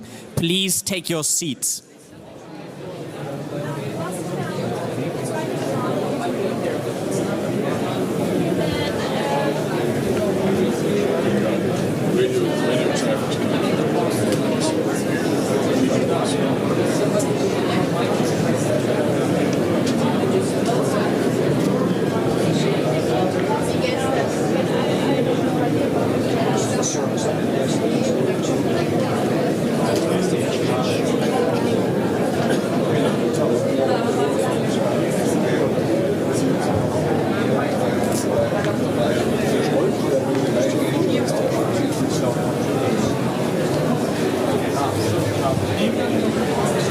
Ladies and gentlemen, the session will continue in a moment. Please remain seated as the preparations go on.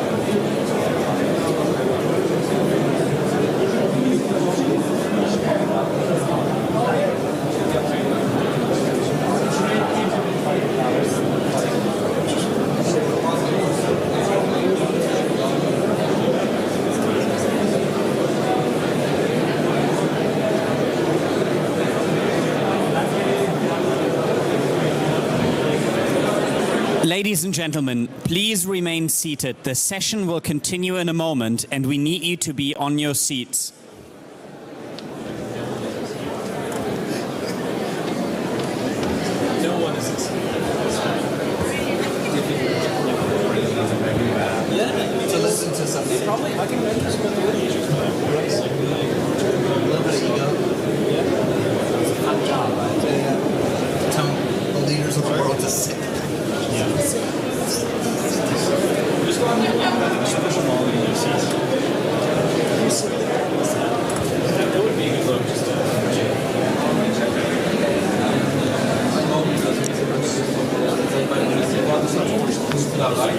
Ladies and gentlemen, the program will continue in a moment. Please remain seated so we can continue with the program.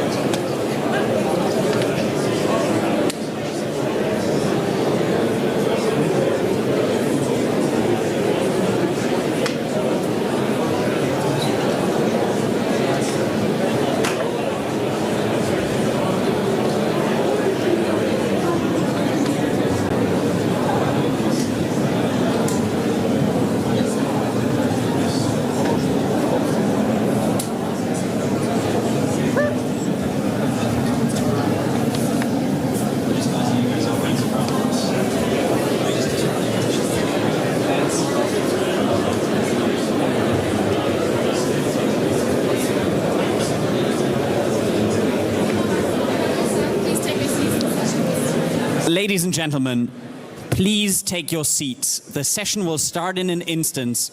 We won't continue with the program until you sit down, so please take your seats now.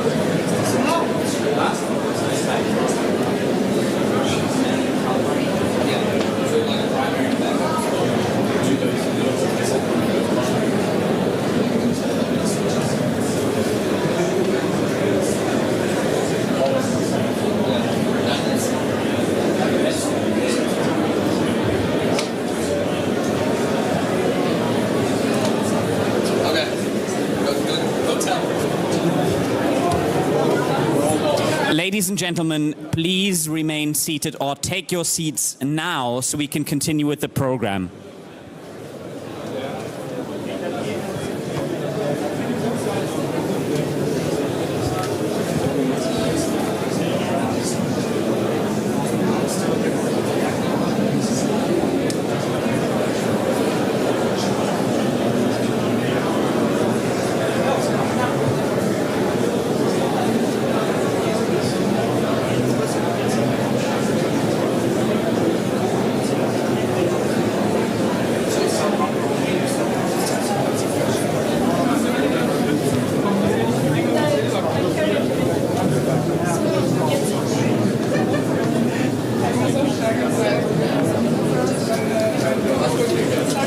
Ladies and gentlemen, the session will begin momentarily, and so you will need to sit down, otherwise this won't get going.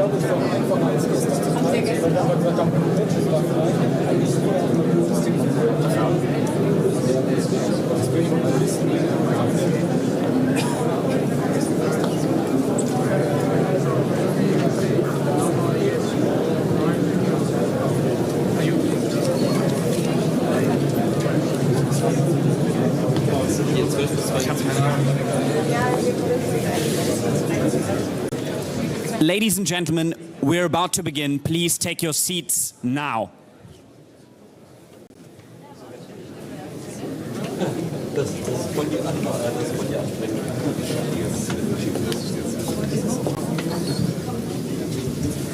Ladies and gentlemen, please welcome the chairman of the Munich Security Conference, Ambassador Christoph Heusgen.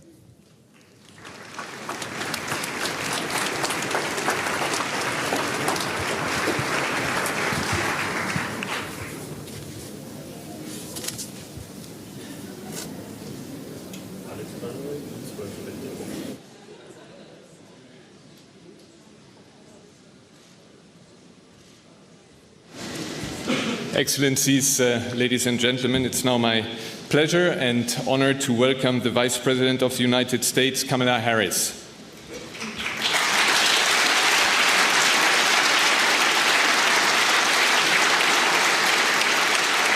We are continuing our tradition that the US is represented at the Munich Security Conference by the Vice President, something that President Biden started in 2009, and we are very happy that you continue this. We have a fantastic transatlantic delegation here. The only difference, Mr. Vice President, is when we started 59 years ago, there were only men, and now there is a woman Vice President. Welcome, Vice President.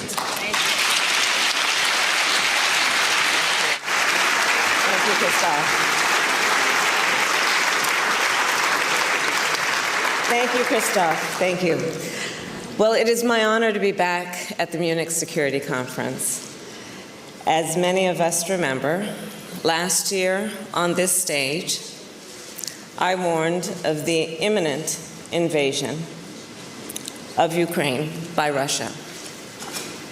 And let us all recall, many at the time wondered how we would all respond. Many wondered, could Russia be stopped? Would NATO come together? Would NATO break apart?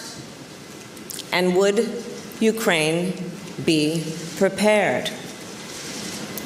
Colleagues, today, a year later, we know Kyiv is still standing.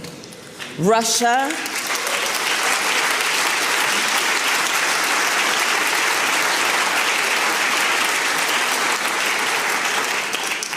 is weakened. The transatlantic alliance is stronger than ever.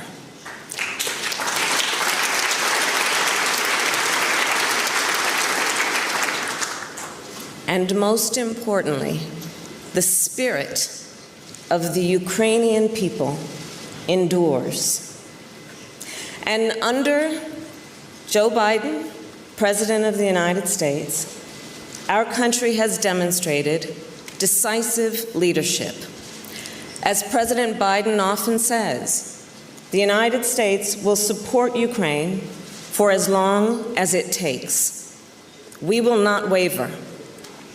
And today, at this Munich Security Conference, I will then describe what we all continue to have at stake: the moral interest, the strategic interest, and the reason Ukraine matters for the people of America, for the people of Europe, and for people around the world.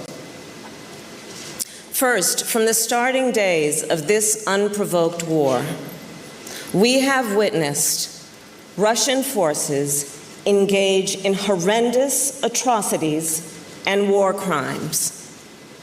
Their actions are an assault on our common values, an attack on our common humanity. And let us be clear, Russian forces have pursued a widespread and systemic attack against a civilian population. Gruesome acts of murder, torture, rape, and deportation. execution-style killings, beatings, and electrocution. Russian authorities have forcibly deported hundreds of thousands of people from Ukraine to Russia, including children. They have cruelly separated children from their families. And we've all seen the images of the theater in Mariupol, where hundreds of people were killed. Think of the image of the pregnant mother who was killed following a strike at a maternity hospital where she was preparing to give birth. Think of the images of Bucha, civilians shot in cold blood, their bodies left in the street. The jarring photograph of the man who was riding his bike. Think of the 4-year-old girl who the United Nations recently reported was sexually assaulted by a Russian soldier. A 4-year-old child.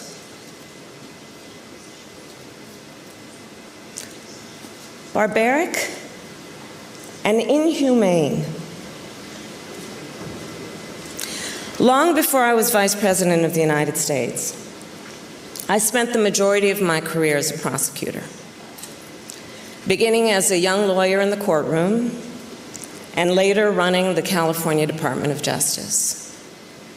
I know firsthand the importance of gathering facts and holding them up against the law. In the case of Russia's actions in Ukraine, we have examined the evidence. We know the legal standards. And there is no doubt these are crimes against humanity.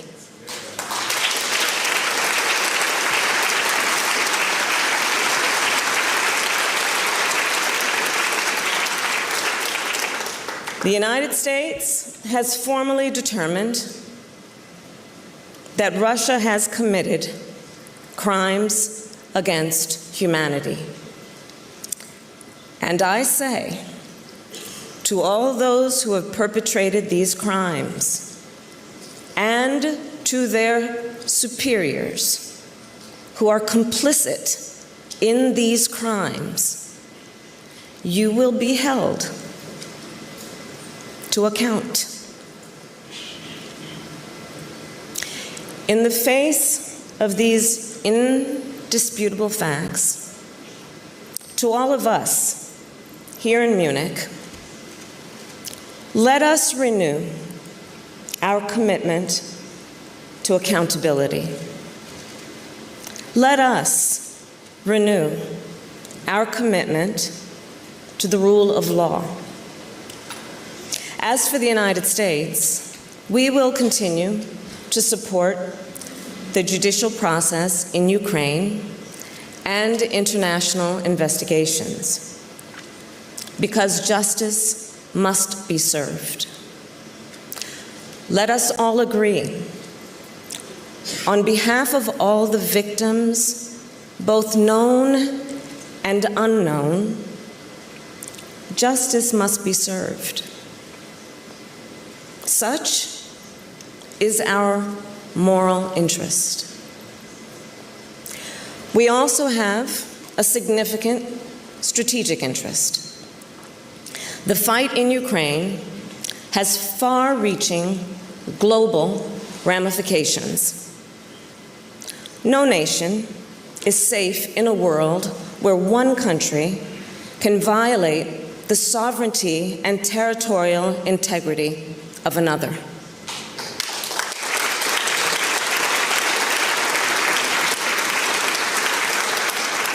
Where crimes against humanity are committed with impunity where a country with imperialist ambitions can go unchecked. Our response to the Russian invasion is a demonstration of our collective commitment to uphold international rules and norms.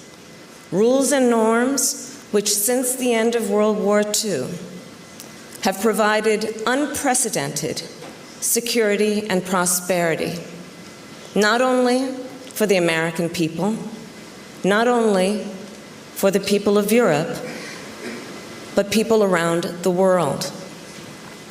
Principles that state that sovereign nations have a right to peacefully exist, that borders must not be changed by force, that there are inalienable human rights which governments must respect, and that the rule of law must be preserved.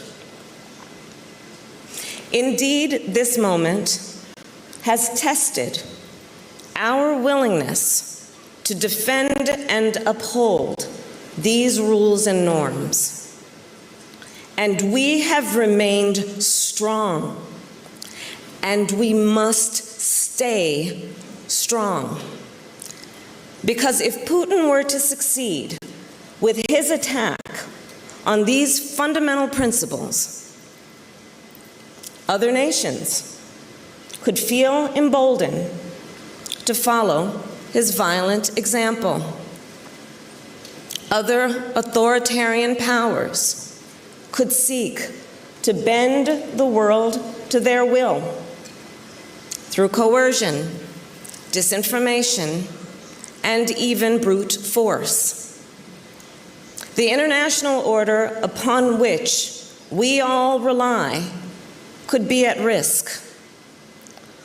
So, in the interest of global security and prosperity, one of our defining missions is to uphold international rules-based order. And nations around the world agree. Consider, more than 140 countries voted at the United Nations to condemn Russia's aggression and to support Ukraine's sovereignty and territorial integrity in defense of the core principles of the UN Charter. Of course, we have also seen nations like North Korea and Iran send weapons in support of Russia's brutal war.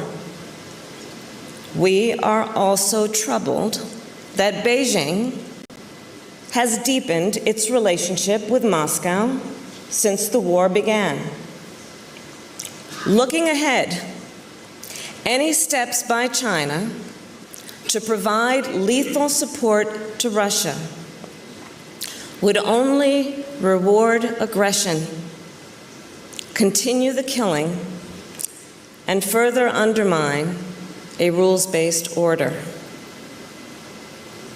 Again, the United States will continue to strongly support Ukraine, and we will do so for as long as it takes.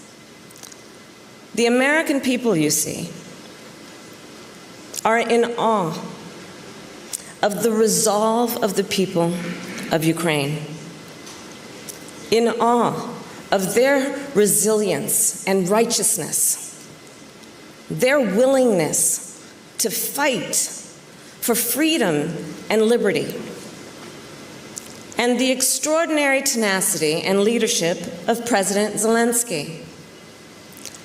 In fact, joining me in Munich are distinguished members of the United States Congress, Republicans and Democrats, members of the House of Representatives and the United States Senate. And they are here together because they understand the stakes. The leadership of these members has been vital to America's support of Ukraine. And President Biden and I know that their support for Ukraine will continue. We also know Ukraine will continue to be supported by a united transatlantic community.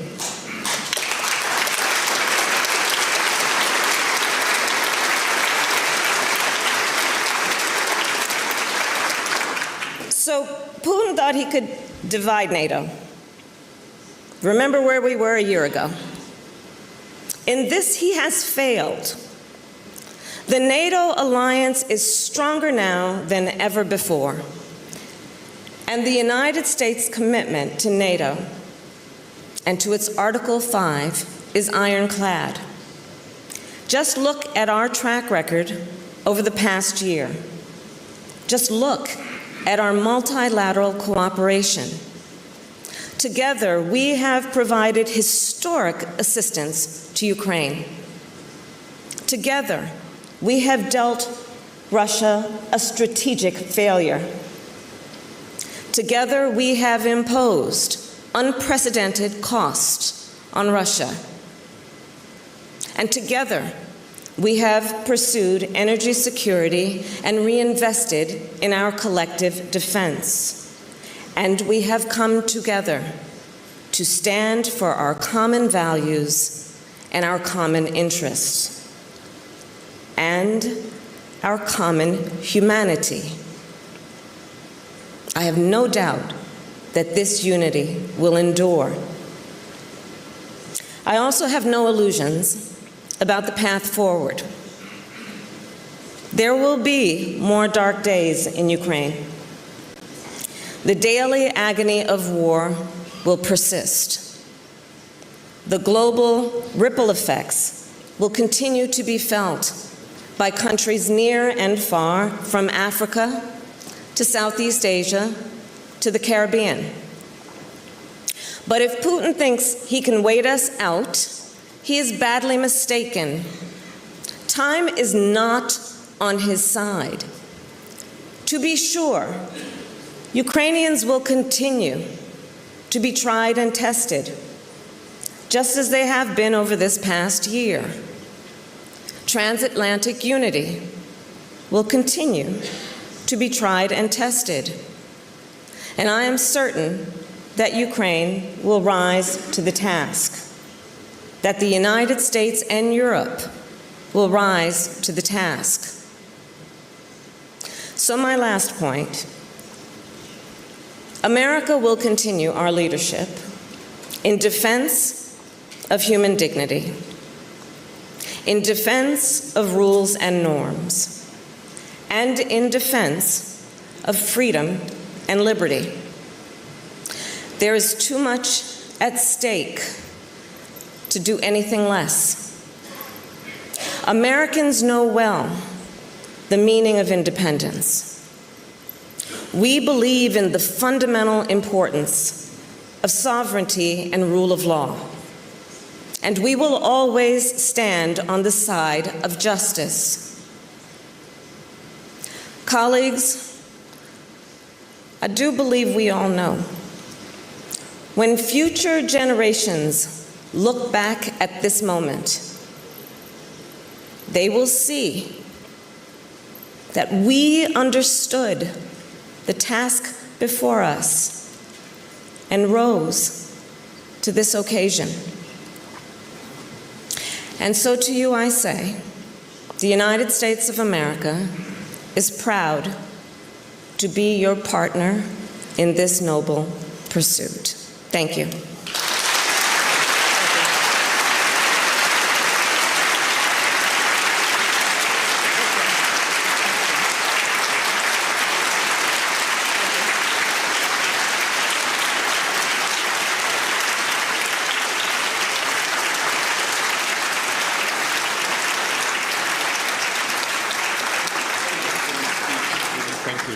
Wonderful. We go for hands again.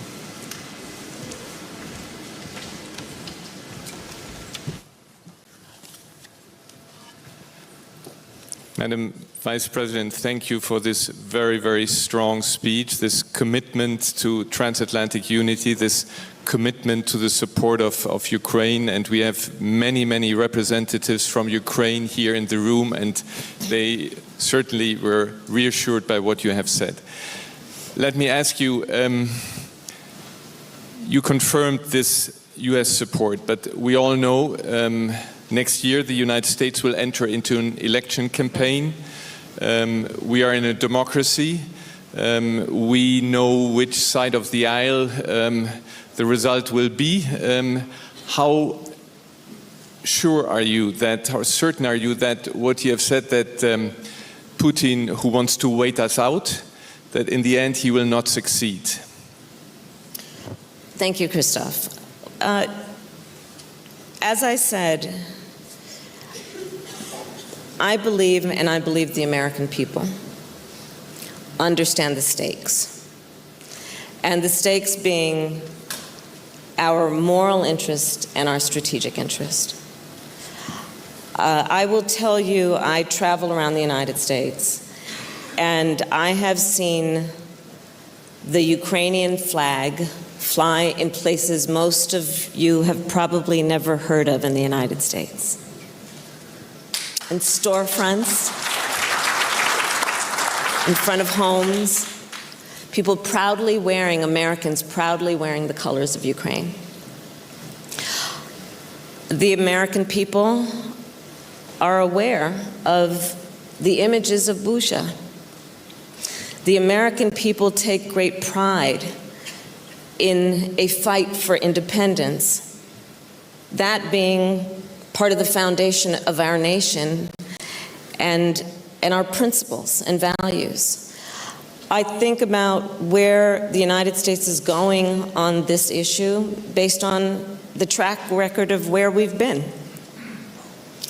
You only have to look at where we were a year ago and where we are today in terms of the contributions and resources that America has put into everything from ammunition to artillery to air defense, from Stingers to Abram tanks, HIMARS, Javelins. I look at it in the context of the United States Congress, which is here in force. I'm told it is the largest delegation, bipartisan and bicameral, of the United States Congress to this meeting, to this Munich Security Conference.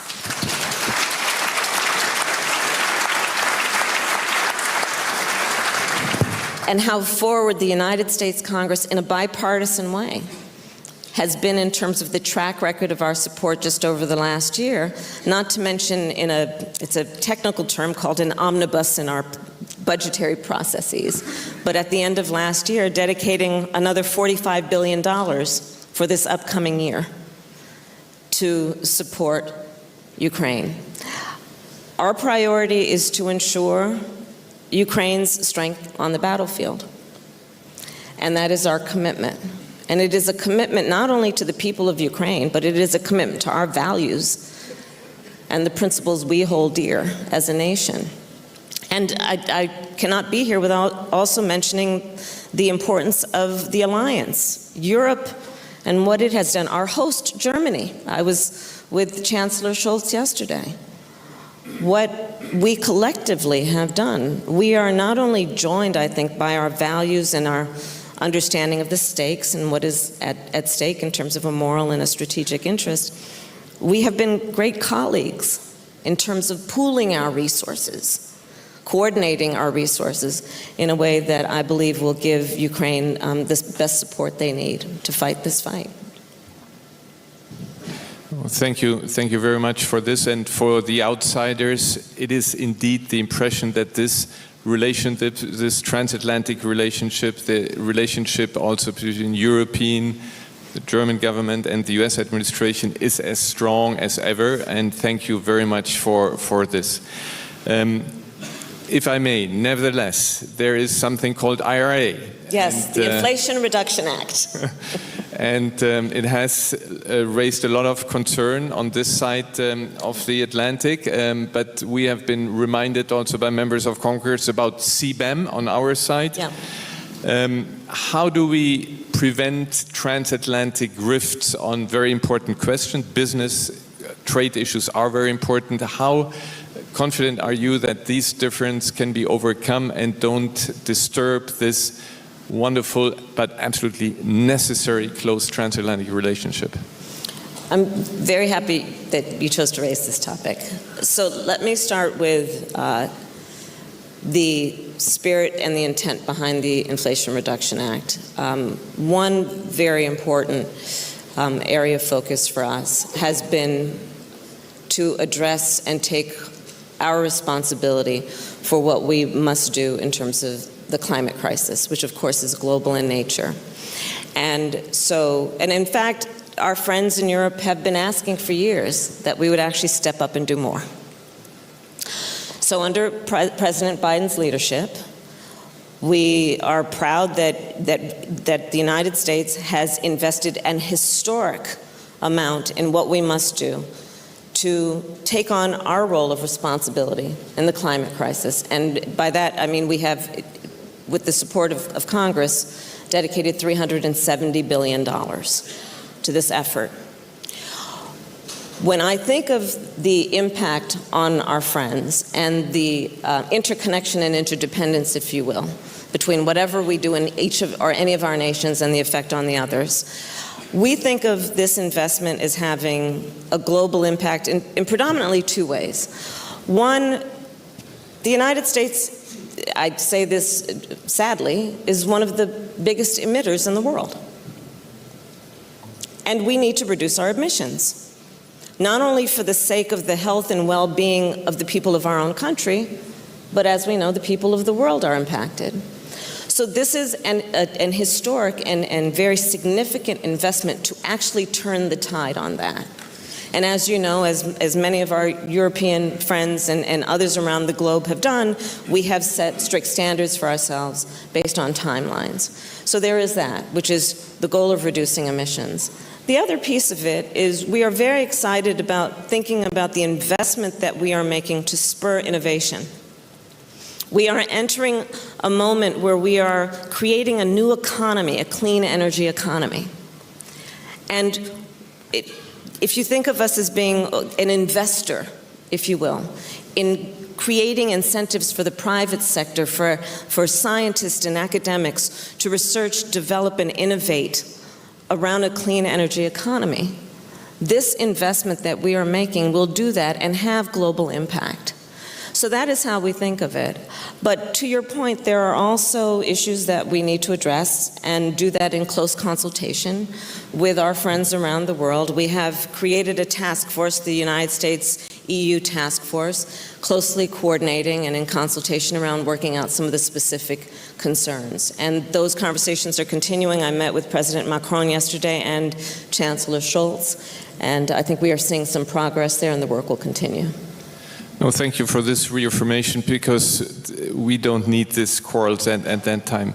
If time allows, one last question, if I may. This Munich Security Conference is, of course, dedicated to Ukraine, to the support of Ukraine, to confirm the transatlantic alliance, but we have widened the participation this year. We have invited a record number of representatives from the so-called Global South, because while we have this unity between us, when you talk to representatives of the Global South, and we had them on the podium this morning, you see that many countries sit on the fence. They see this as kind of a continuation of the conflict between US and Russia, or NATO and EU and European countries and Russia, and they feel the consequences.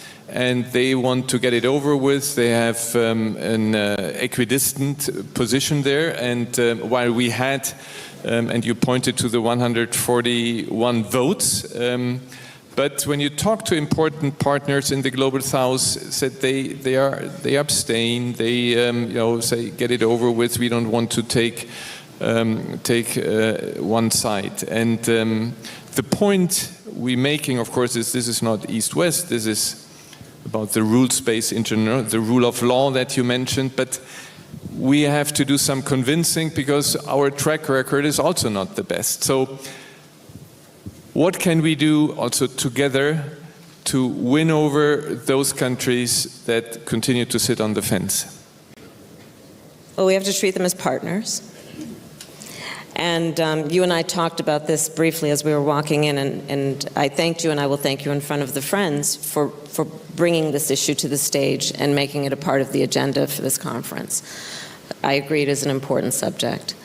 And I have met with many African leaders, leaders in the Caribbean, CARICOM in Southeast Asia, and what I believe is that they are right to want to make sure their voices are heard on every level on this topic, including the impact to their nations.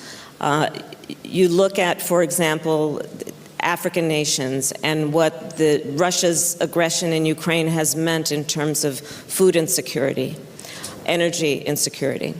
And these are nations, as we know, that are great importers of food and energy.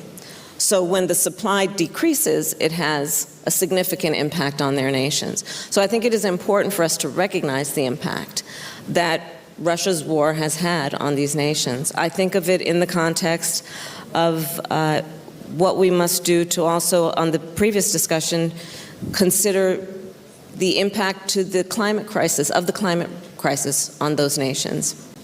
We are some of the biggest emitters, and the impacts are clear. I meet with CARICOM nations, so island nations in the Caribbean, and they tell me about how they're seeing land erosion, how they are seeing through the extreme climate occurrences, a reduction in tourism and what that means in terms of a depletion of their GDP. And so these are issues that we must keep in mind when we have this discussion with them as partners around what the solutions look like, including standing in a unified way on these principles of sovereignty and territorial integrity. My friend, the president of Ghana, I believe, spoke yesterday, and I think he captured it well when, I'm going to paraphrase, but my understanding is he said that we need to dispense with this paradigm that is about us versus them and think differently about the relationship that we have. And for all of those reasons, I thank you for raising this, and I think it is worthy of the type of elevation and the discussion that you are giving it. Thank you very much for this, and this will remain a theme here. We'll discuss this also next year, and maybe, Madam Vice President, can we already book a hotel room so you come back next year? Thank you for being here. Please, a hand of applause.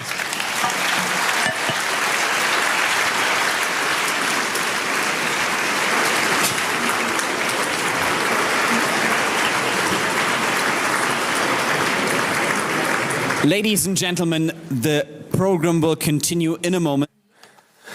Yeah, that has